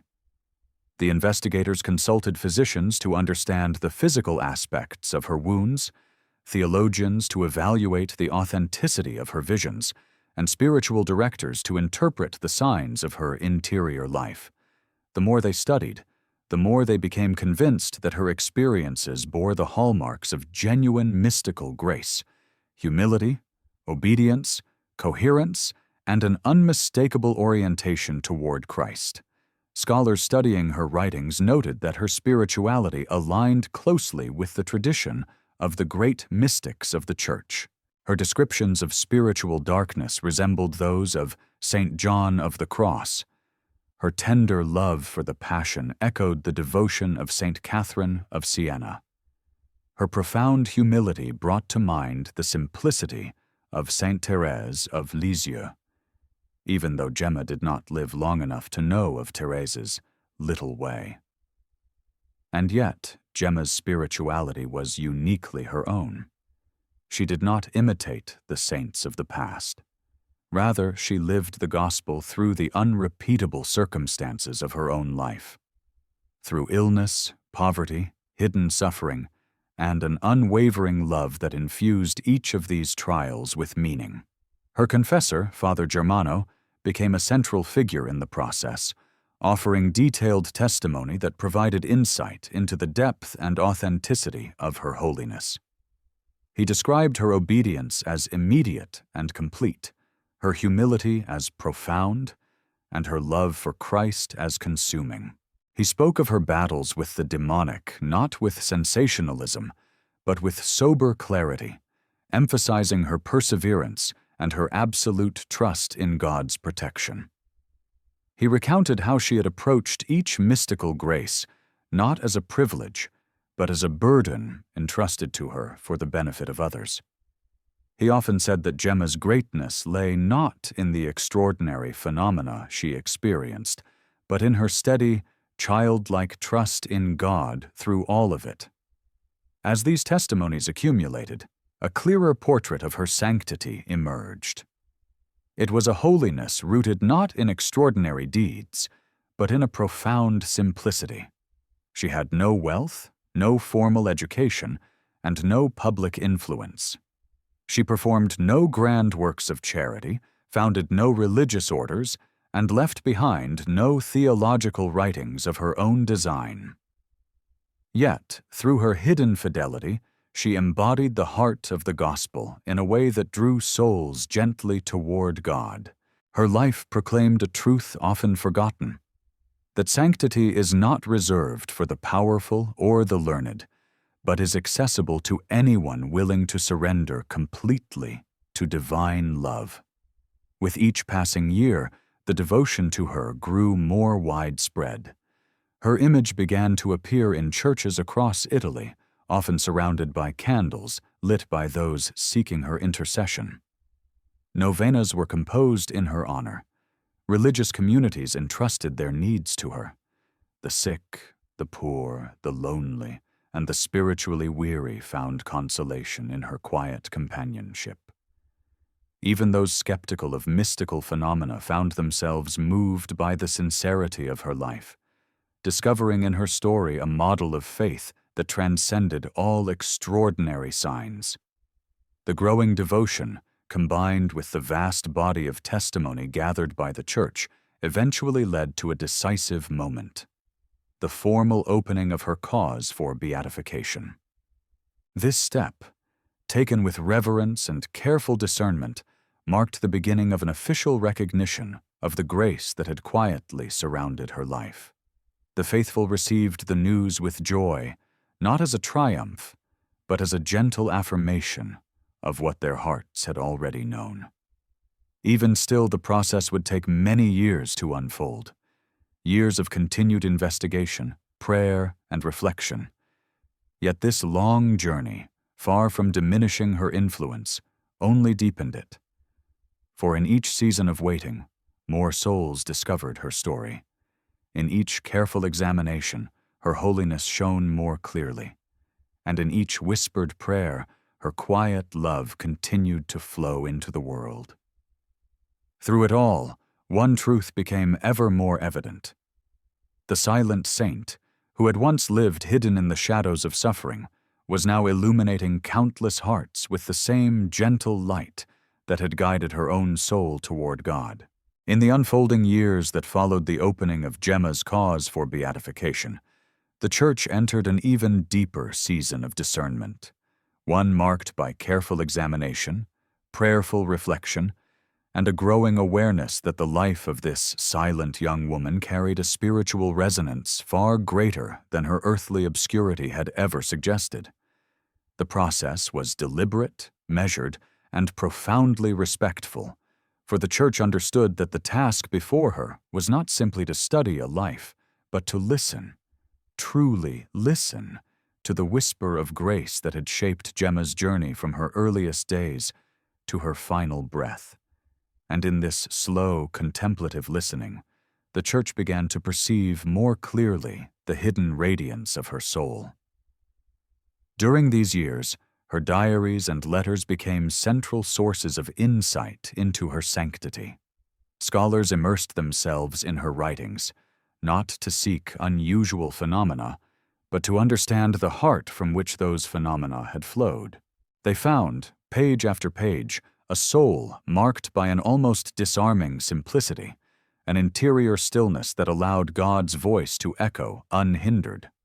Unlike many who approach mystical experiences with curiosity or fear, Gemma had received each grace with childlike trust. Her descriptions were neither embellished nor theatrically emotional. They were measured, sincere, and deeply reverent. Even when writing about the stigmata, those sacred wounds that had so painfully appeared on her body, she described them not with astonishment, but with a quiet sorrow, as though the suffering they symbolized weighed more heavily on her heart than the pain itself. The theologians tasked with studying her found themselves struck not only by the extraordinary content of her experiences, but by the purity of the vessel through which they had come. Mystical graces, they knew, do not prove sanctity on their own. What mattered most was the response: humility, obedience, charity, and alignment with the teachings of the Church. In Gemma they found all of these virtues woven into the very fabric of her being. She had approached each vision with cautious humility, always submitting the details to her confessor, always hiding her experiences when asked, always fearing that she might somehow offend God by drawing attention to herself. This humility, so rare, so profound, became one of the strongest affirmations of her authenticity. While scholars continued their careful analysis, small devotional communities began forming naturally around her memory. These gatherings were not organized movements, but simple groups of believers who felt drawn to pray together, asking for her intercession. In small chapels and quiet homes, candles were lit in her honor. Her image, often a modest black and white photograph of her serene face, appeared beside rosaries and small crucifixes. Novenas dedicated to her spread quietly, passed from one person to another with the whispered assurance that this young woman understood suffering, understood longing, understood the deep desire for God that so many felt but could not fully express. In these devotional gatherings, believers often reflected on the gentleness of her life. They spoke of her as though she were a tender friend, someone who walked beside them in silence, offering comfort without demanding attention. And for many, this was precisely where her spiritual power lay. In a world often marked by noise, conflict, and the constant search for recognition, Gemma's example recalled the simple truth that holiness is found in quiet fidelity, in loving surrender, in the embrace of suffering not as punishment, but as participation in Christ's redemptive love. Her influence thus became a kind of spiritual balm, encouraging those who felt unseen or unimportant to recognize the profound dignity of the hidden life. Meanwhile, the Church continued gathering testimonies from those who had known Gemma or who had been touched by her intercession. The breadth of these accounts was remarkable. Some came from simple families in rural towns, others from religious sisters, priests, and even bishops who had come to admire her example. A few testimonies came from individuals who had once been skeptical, but who, after studying her writings or hearing of her life, found their hearts changed. This diversity of witnesses not only strengthened the case for her beatification, but revealed something deeper: that Gemma's life resonated across social, cultural, and spiritual boundaries. Her sanctity, like a gentle breeze, touched every soul willing to receive it. One of the most compelling testimonies came from a priest who had struggled with his vocation during a season of profound discouragement. After encountering Gemma's writings, he found renewed strength, moved by her willingness to suffer silently for the love of Christ. He described feeling as though she had taken his hand from across the veil, guiding him back to the path he had once feared he could no longer walk. Another testimony came from a young woman who, facing a difficult decision about her future, felt a deep sense of clarity after praying before a small photograph of Gemma. Stories like these were shared quietly, without fanfare, yet they traveled far, carried by hearts that had been gently transformed. In addition to these personal testimonies, the Church also received reports of physical healings attributed to her intercession. Some were subtle, others more striking, but all carried a sense of sincere gratitude. A child healed from a persistent illness, an elderly woman who regained strength after months of decline, a man freed from debilitating pain. These stories, though carefully scrutinized, offered glimpses of the grace that seemed to flow from her presence in the communion of saints. Each healing, each moment of consolation, became another thread in the tapestry of her unfolding legacy. As devotion deepened, theologians and church leaders began to consider the broader significance of her life. What did her journey reveal about the nature of holiness? What was God inviting the faithful to learn through her? Slowly, a portrait emerged, not of a saint defined by extraordinary miracles or dramatic feats, but of a young woman whose entire life had been a quiet offering of love. She had lived the gospel with a simplicity so pure that it had become luminous. Her suffering had not hardened her heart, it had refined it. Her isolation had not made her bitter, it had made her prayer more profound. Her hiddenness had not limited her influence, it had broadened it in ways no one could have predicted. This understanding shaped the Church's growing confidence that Gemma's sanctity was not only authentic, but deeply relevant for the modern world. In an age increasingly marked by noise, haste, fragmentation, and the longing for recognition, her life offered a counter-witness, the transformative power of silence, suffering, and surrender.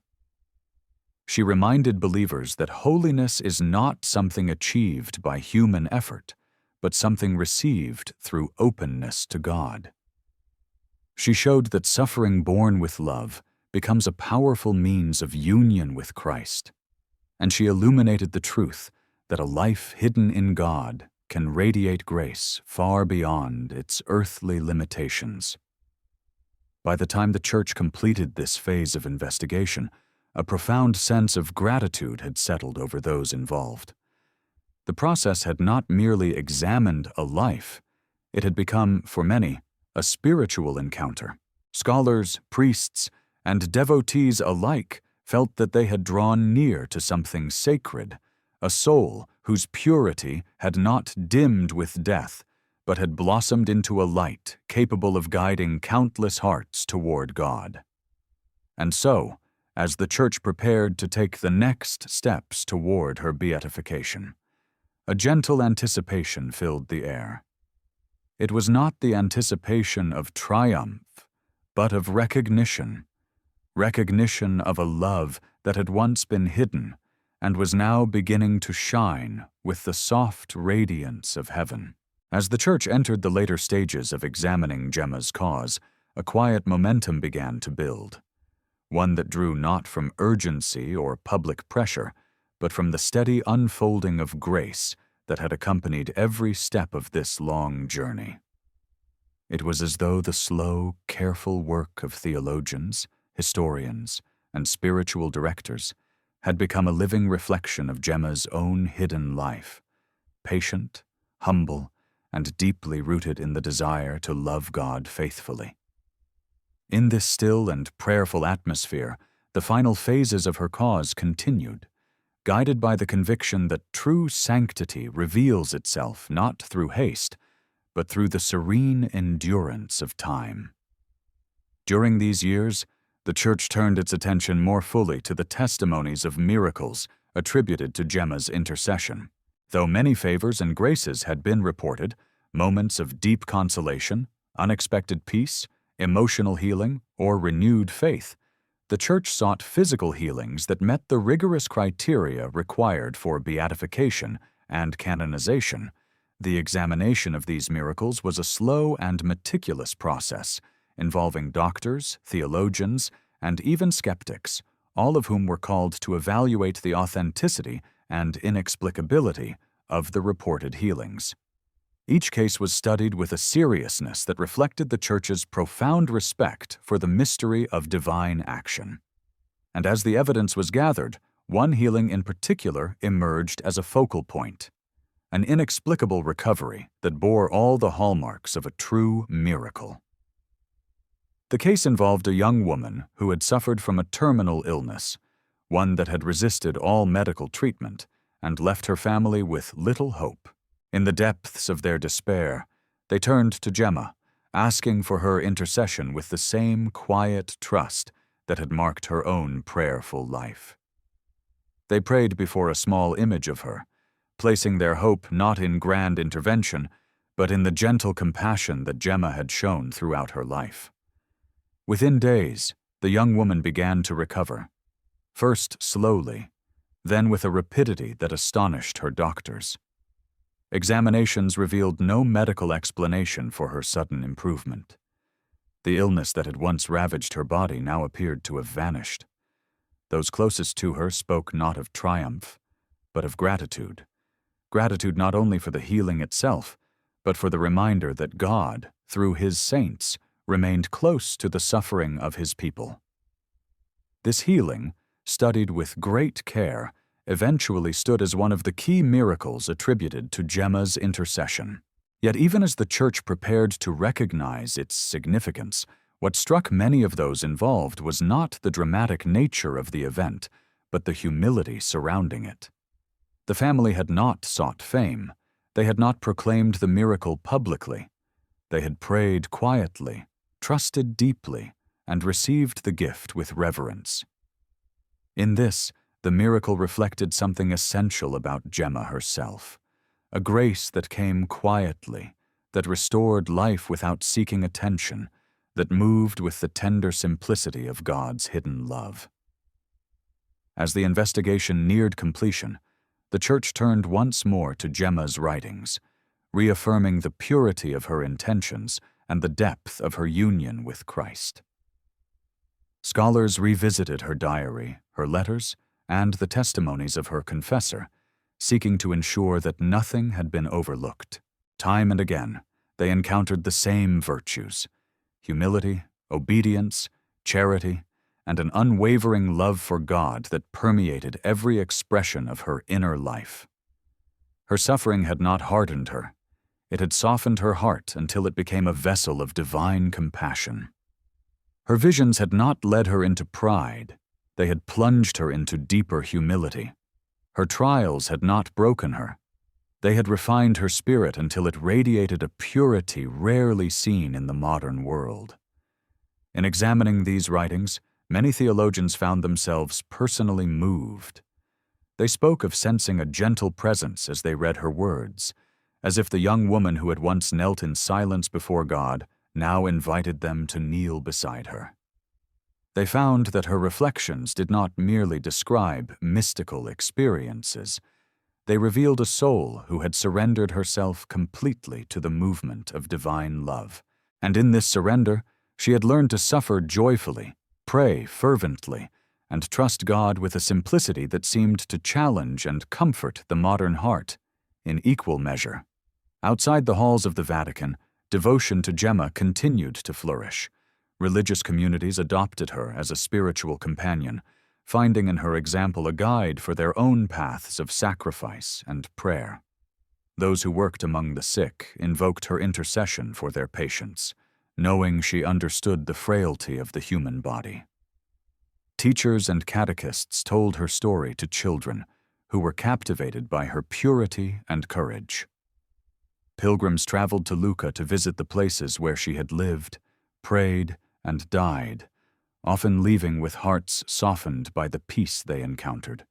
People from all walks of life, those burdened by illness, weighed down by sorrow, or seeking meaning in their suffering, found consolation in her quiet companionship.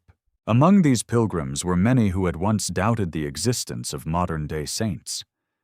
Yet, after learning about her life or visiting the room where she had taken her last breath, they found themselves deeply moved. It was not the dramatic elements of her story, the stigmata, the demonic assaults, the visions, that touched them most. It was the humility that had shaped her every response to these extraordinary experiences. Even when God invited her into the mysteries of his passion, she never gloried in her suffering. She only sought to love. In this way, Gemma became a gentle teacher for the modern world, a world that often seeks visible signs, dramatic gestures, and immediate answers. Through her hidden life, she offered instead a quiet path. The path of surrender, silence, and steadfast love. Those who felt lost in the noise of daily life found comfort in her example, discovering that God often speaks most clearly not in moments of triumph, but in the stillness of the heart surrendered completely to him. As the Church prepared to conclude the investigation into her cause, a growing sense of peace filled those who had been involved in the process. They understood that the decision to recognize her sanctity would not merely affirm her holiness, it would offer a gift to the world, a reminder of what grace can accomplish in a humble soul. And as they prepared to present her case for beatification, many reflected on the quiet miracle they themselves had witnessed. The transformation of countless hearts through the simple, hidden life of a young woman who had never sought recognition, only love. Thus, as the final documents were gathered and the last testimonies reviewed, the Church stood on the threshold of honoring Gemma formally, even as countless believers had already honored her in their hearts. The silent saint, who had once borne her sufferings alone in a small room in Lucca, now stood poised to be recognized by the universal Church, a gentle triumph not of earthly acclaim, but of the quiet, enduring power of grace.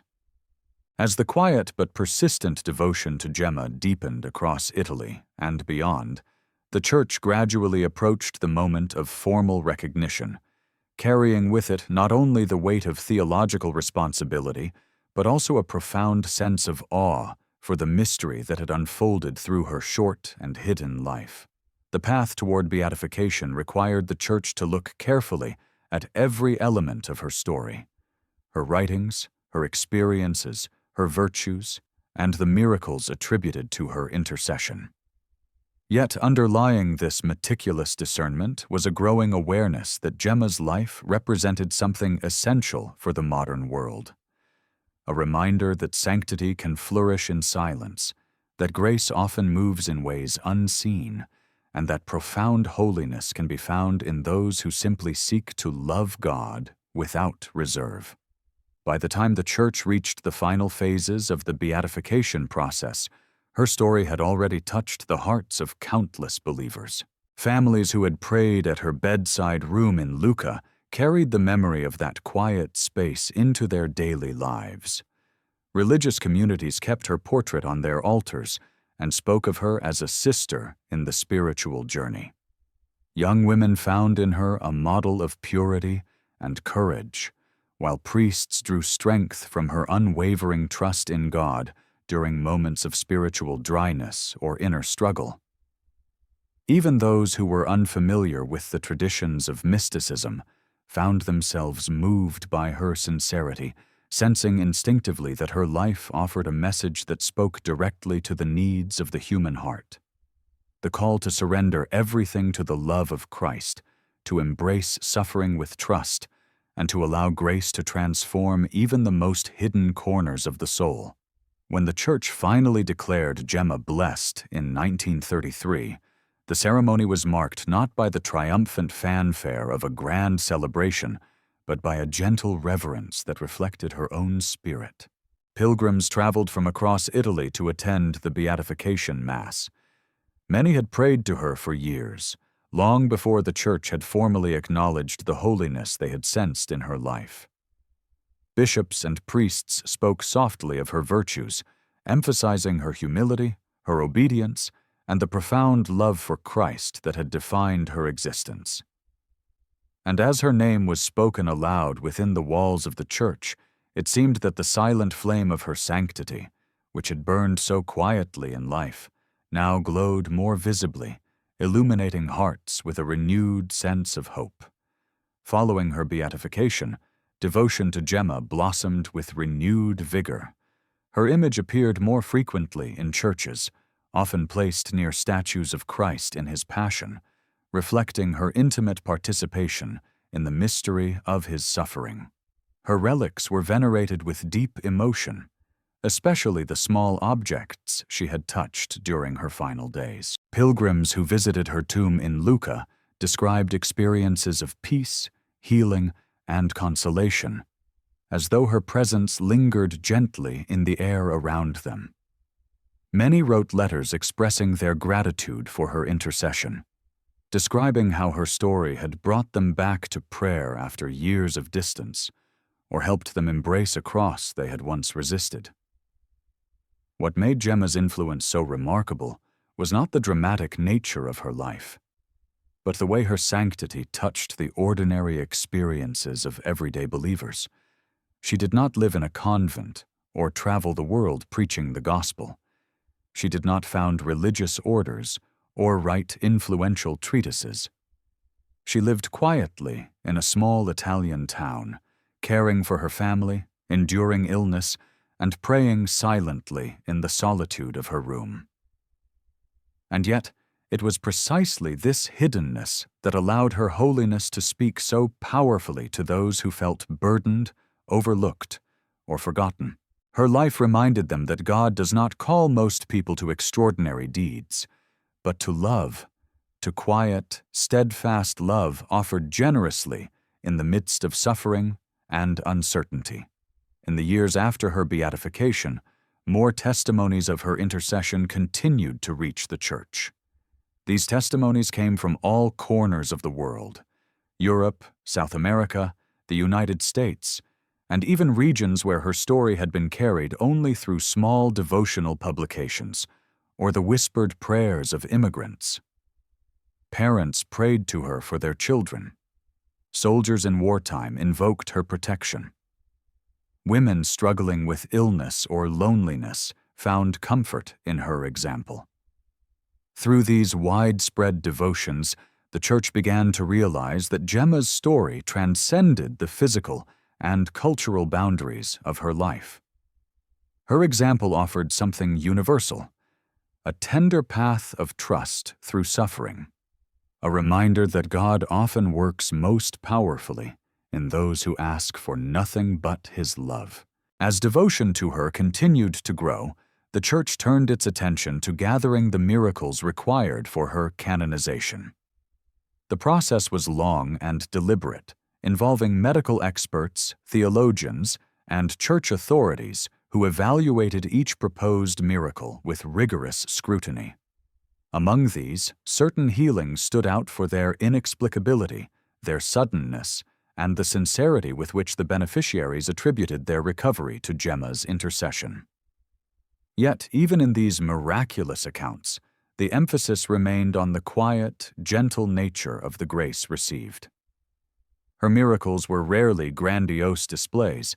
Instead, they reflected the same subtlety that characterized her earthly life: moments of unexpected peace, healing that came as softly as dawn, or conversions that unfolded with the tender persistence of grace.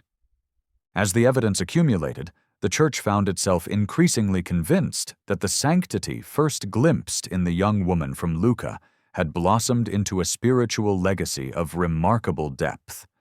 Her humility, her love for Christ, her unwavering devotion to the Passion, and her willingness to embrace suffering for the good of souls, each of these qualities revealed a heart transformed completely by the love of God.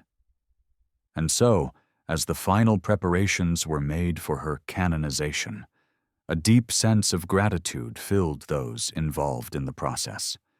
They understood that the Church was not merely honoring a saint of the past, but offering the world a spiritual companion for the present, a guide for those seeking holiness in the midst of illness, loneliness, or hidden struggles. When Saint Gemma Galgani was finally canonized in 1940 by Pope Pius XIV, the moment carried with it a quiet solemnity, a sense that heaven had drawn near to earth in recognition of a soul who had lived profoundly in the heart of God. Her canonization did not mark the end of her story, but the blossoming of a new chapter, one in which her witness would continue to touch lives across generations. And as her name was spoken with reverence throughout the Church, it became clear that her hidden life had been anything but insignificant. It had been a seed, planted in humility, nourished by suffering, and brought to full bloom by the love of Christ, a love she now shared with the world. Thus, the canonization of Gemma Galgani became not merely a celebration of her virtues, but a reminder of the quiet ways God works in the lives of His saints. Her life, once hidden in silence, now shone for the world to see, an invitation to trust, to surrender, and to believe that even in the smallest corners of human experience, grace can flourish in ways that change the world. In the years that followed her canonization, the figure of Saint Gemma Galgani emerged not merely as a saint honored in liturgical texts or remembered through devotional images, but as a living spiritual companion for countless souls who found in her story a mirror for their own suffering, hopes, and longing for God. Her influence grew in quiet, steady waves, touching lives across continents, cultures, and generations, in much the same way that grace had once moved through the hidden corners of her earthly life, softly, humbly, without spectacle, yet with profound effect.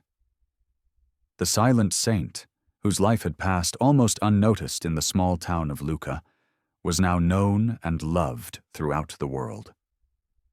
And as her story continued to unfold in the hearts of the faithful, it became clear that her legacy was not simply one of mystical experiences or extraordinary suffering, but one of love, pure, unwavering, transformative love. In Italy, devotion to Saint Gemma deepened with remarkable tenderness. Pilgrimages to her hometown increased, and the sanctuary of Saint Gemma, built to honor her life and preserve her relics, became a place of profound spiritual renewal. Those who entered found themselves enveloped in a peace that seemed to emanate from the very walls, a peace that echoed the serenity of the young woman whose memory the sanctuary preserved. Visitors often spoke of feeling a quiet presence as they prayed before her tomb, as though her gentle spirit, once confined to the solitude of her small room, now moved freely among those who sought her intercession.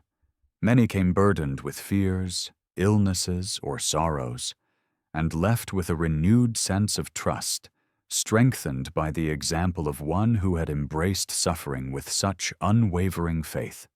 Among the faithful, it became common to speak of Saint Gemma not merely as a powerful intercessor, but as a friend. Her youth and her simplicity made her especially relatable to those who felt small or unseen, and her courage in the face of illness offered solace to those who struggled with pain or fatigue. Mothers prayed to her for their sick children. Students asked her guidance in moments of uncertainty, and priests turned to her when their own hearts felt weighed down by spiritual challenges. Her example offered reassurance that sanctity was not beyond their reach, for she herself had lived a life that was simple, hidden, and marked by the very struggles that so many continue to face. In many ways, St. Gemma became a beacon for those grappling with the mysteries of suffering. Her life revealed that pain, when surrendered to God, could become a powerful instrument of love. She taught that suffering does not diminish the human soul, but can elevate it when embraced with humility and trust. This message resonated deeply in a world that often fears or avoids suffering. Her teachings, drawn from her own experiences, offered a gentle reminder that God is closest to those who feel most fragile, and that every moment of pain can be transformed into a moment of grace. As devotion spread beyond Italy, the story of St. Gemma found a home in spiritual circles across Europe, the Americas, and even Asia. Her writings were translated into numerous languages, and her diary, once hidden at the request of her confessor, became a source of inspiration for readers around the world. In her simple words, they discovered a spirituality rooted not in lofty theology, but in the lived experience of surrender and love. Her descriptions of Christ's presence, the consolations of prayer, and the trials of spiritual darkness resonated with believers seeking to deepen their relationship with God. For those who read her diary, it often felt as though Gemma were guiding them gently from the pages, offering encouragement born not of theory, but of lived intimacy with the divine. Religious communities, particularly those devoted to contemplative or redemptive spirituality, found in Gemma a patron whose life mirrored the very mysteries they sought to embrace. Her deep devotion to the Passion of Christ inspired many orders to adopt her as a spiritual sister. For Passionist communities especially, her life became a living witness to the charism of uniting one's life to the suffering of Christ. Novices studying her writings discovered in her a model of purity and humility, and seasoned religious found her example renewing their commitment to prayer, sacrifice, and the quiet joys of hidden service. But St. Gemma's influence did not remain confined to religious institutions. Ordinary believers, living in the complexity of modern life, found in her a reminder that holiness is accessible to every soul willing to surrender to God. Her courage offered hope to those battling chronic illness. Her trust in the presence of Christ gave strength to those experiencing loneliness or fear. Her unwavering love for God inspired those whose faith felt fragile amid life's challenges. In her story, they discovered that sanctity is not the absence of suffering, but the transformation of suffering into an offering of love. Throughout the 20th century, her image became a familiar presence in homes and churches. Small statues of her, wearing her simple black dress and holding a crucifix close to her heart, reminded the faithful of her quiet strength. Devotional cards bearing her serene face were tucked into prayer books, wallets, and bedside tables. Many Catholics prayed novenas in her honor, asking for her intercession with the same confidence and tenderness they would ask of a sister or a friend. Her feast day on April 11th became not merely a liturgical moment, but a cherished opportunity for believers to reflect on their own journey of surrender and trust. As the modern world moved into an era of rapid change, marked by technological advances, shifts in cultural values, and the increasing pace of daily life, St. Gemma's relevance only grew.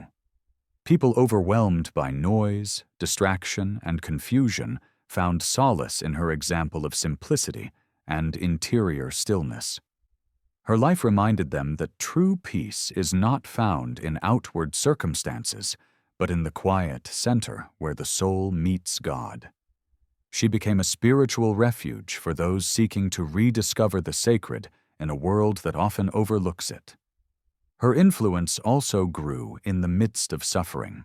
During times of global turmoil, wars, economic hardship, and pandemics, Many turned to her as a companion in their darkest hours.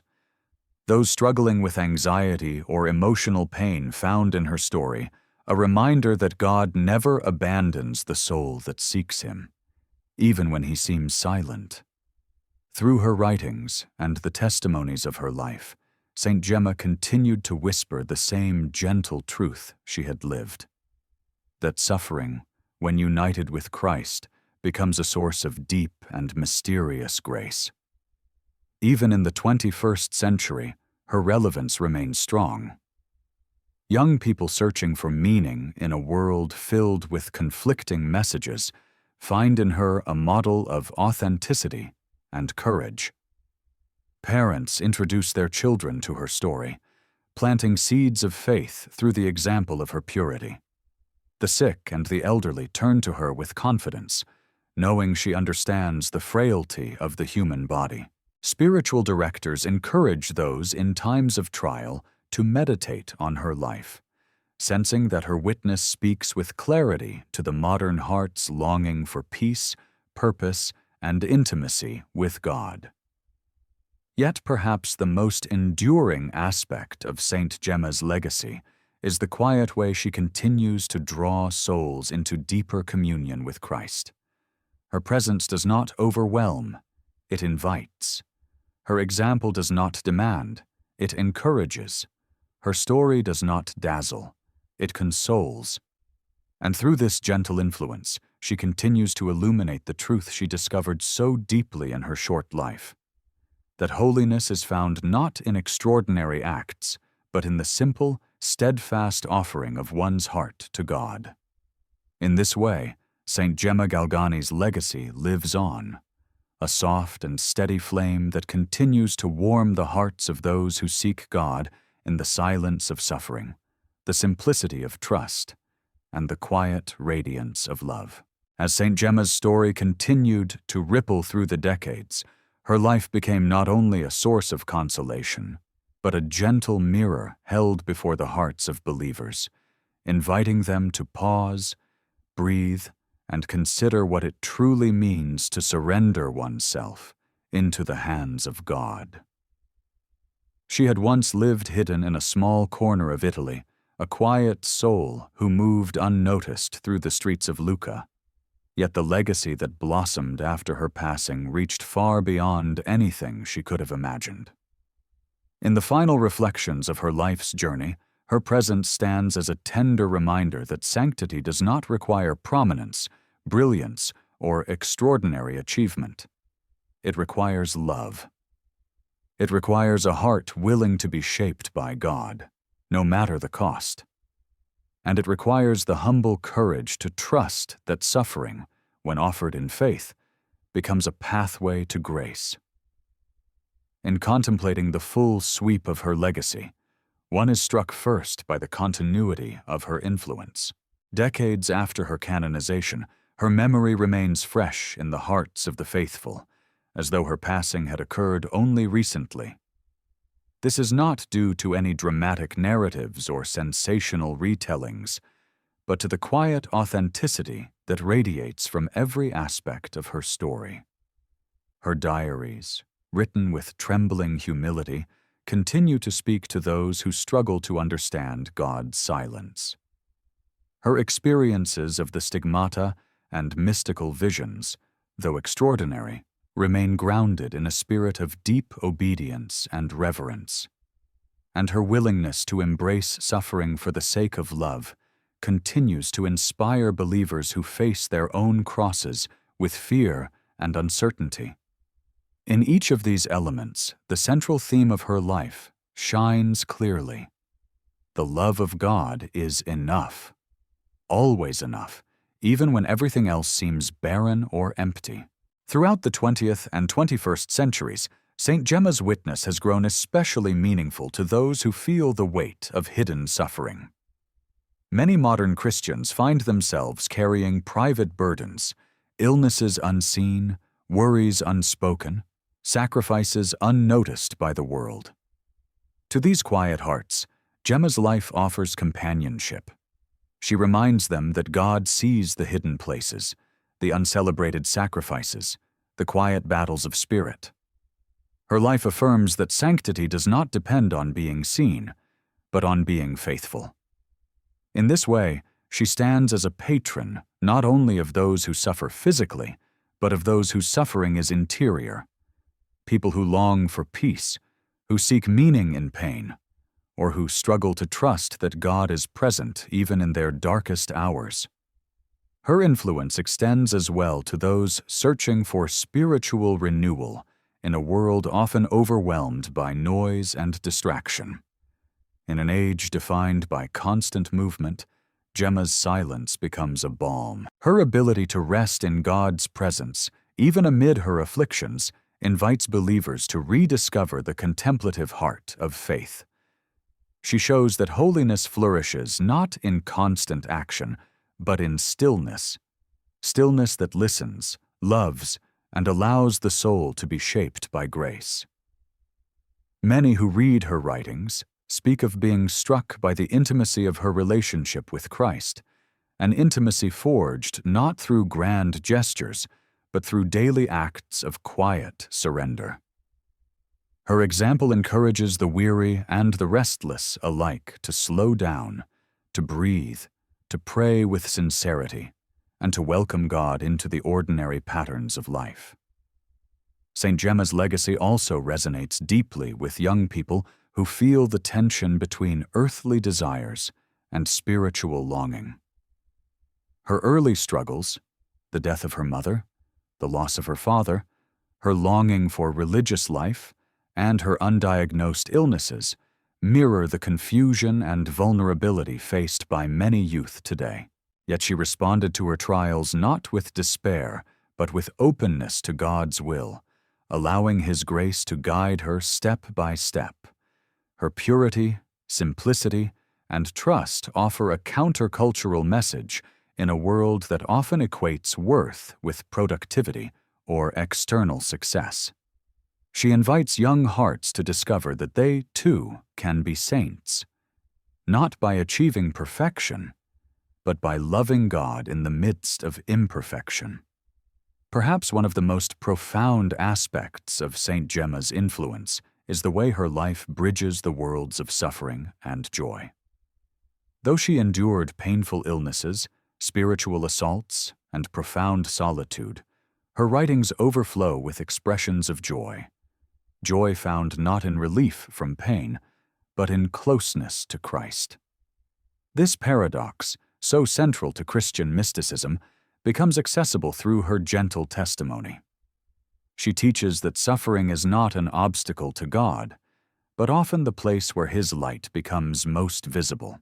For this reason, many who suffer find in her a spiritual companion who understands what words cannot express. They see in her a soul who knew both the agony and the grace of carrying a cross, and who discovered that each moment of suffering, when offered with love, becomes a step closer to the heart of Christ. In hospitals, her image is often seen beside bedsides, reminding patients that they are not alone. In monasteries, her diary is read slowly and prayerfully, offering guidance for those seeking to deepen their union with Christ. In families, her story is shared with children as an example of courage, purity, and unwavering love. In places ravaged by war or natural disaster, her gentle presence has been invoked by those seeking comfort amid devastation. Her name appears in prayer intentions whispered by the elderly, written in journals by the young, and spoken softly by those who feel abandoned or forgotten. In each of these settings, St. Gemma lives on, not as a distant figure of the past, but as a living witness of grace. Her legacy also carries weight for those who long to understand the relationship between suffering and redemption. In a world skeptical of sacrifice, Gemma reminds the faithful that suffering, when united with Christ's passion, becomes a source of immense spiritual power. She teaches that love transforms suffering, lifting it from the realm of despair into the realm of grace. This truth, though difficult, becomes a lifeline for believers who feel crushed by their burdens. Through her life, they learn that suffering is not a sign of God's absence, but an opportunity for deeper union with Him. She shows them that holiness is not found in escaping pain, but in offering it with trust, knowing that God can bring resurrection from even the darkest tomb. In the final unfolding of her legacy, one sees a pattern that echoes throughout the lives of the saints. The quiet souls, the hidden ones, often become the most radiant instruments of God's love. Saint Gemma Galgani, who once lived in the humble silence of a small Italian home, now stands as a luminous presence in the communion of saints.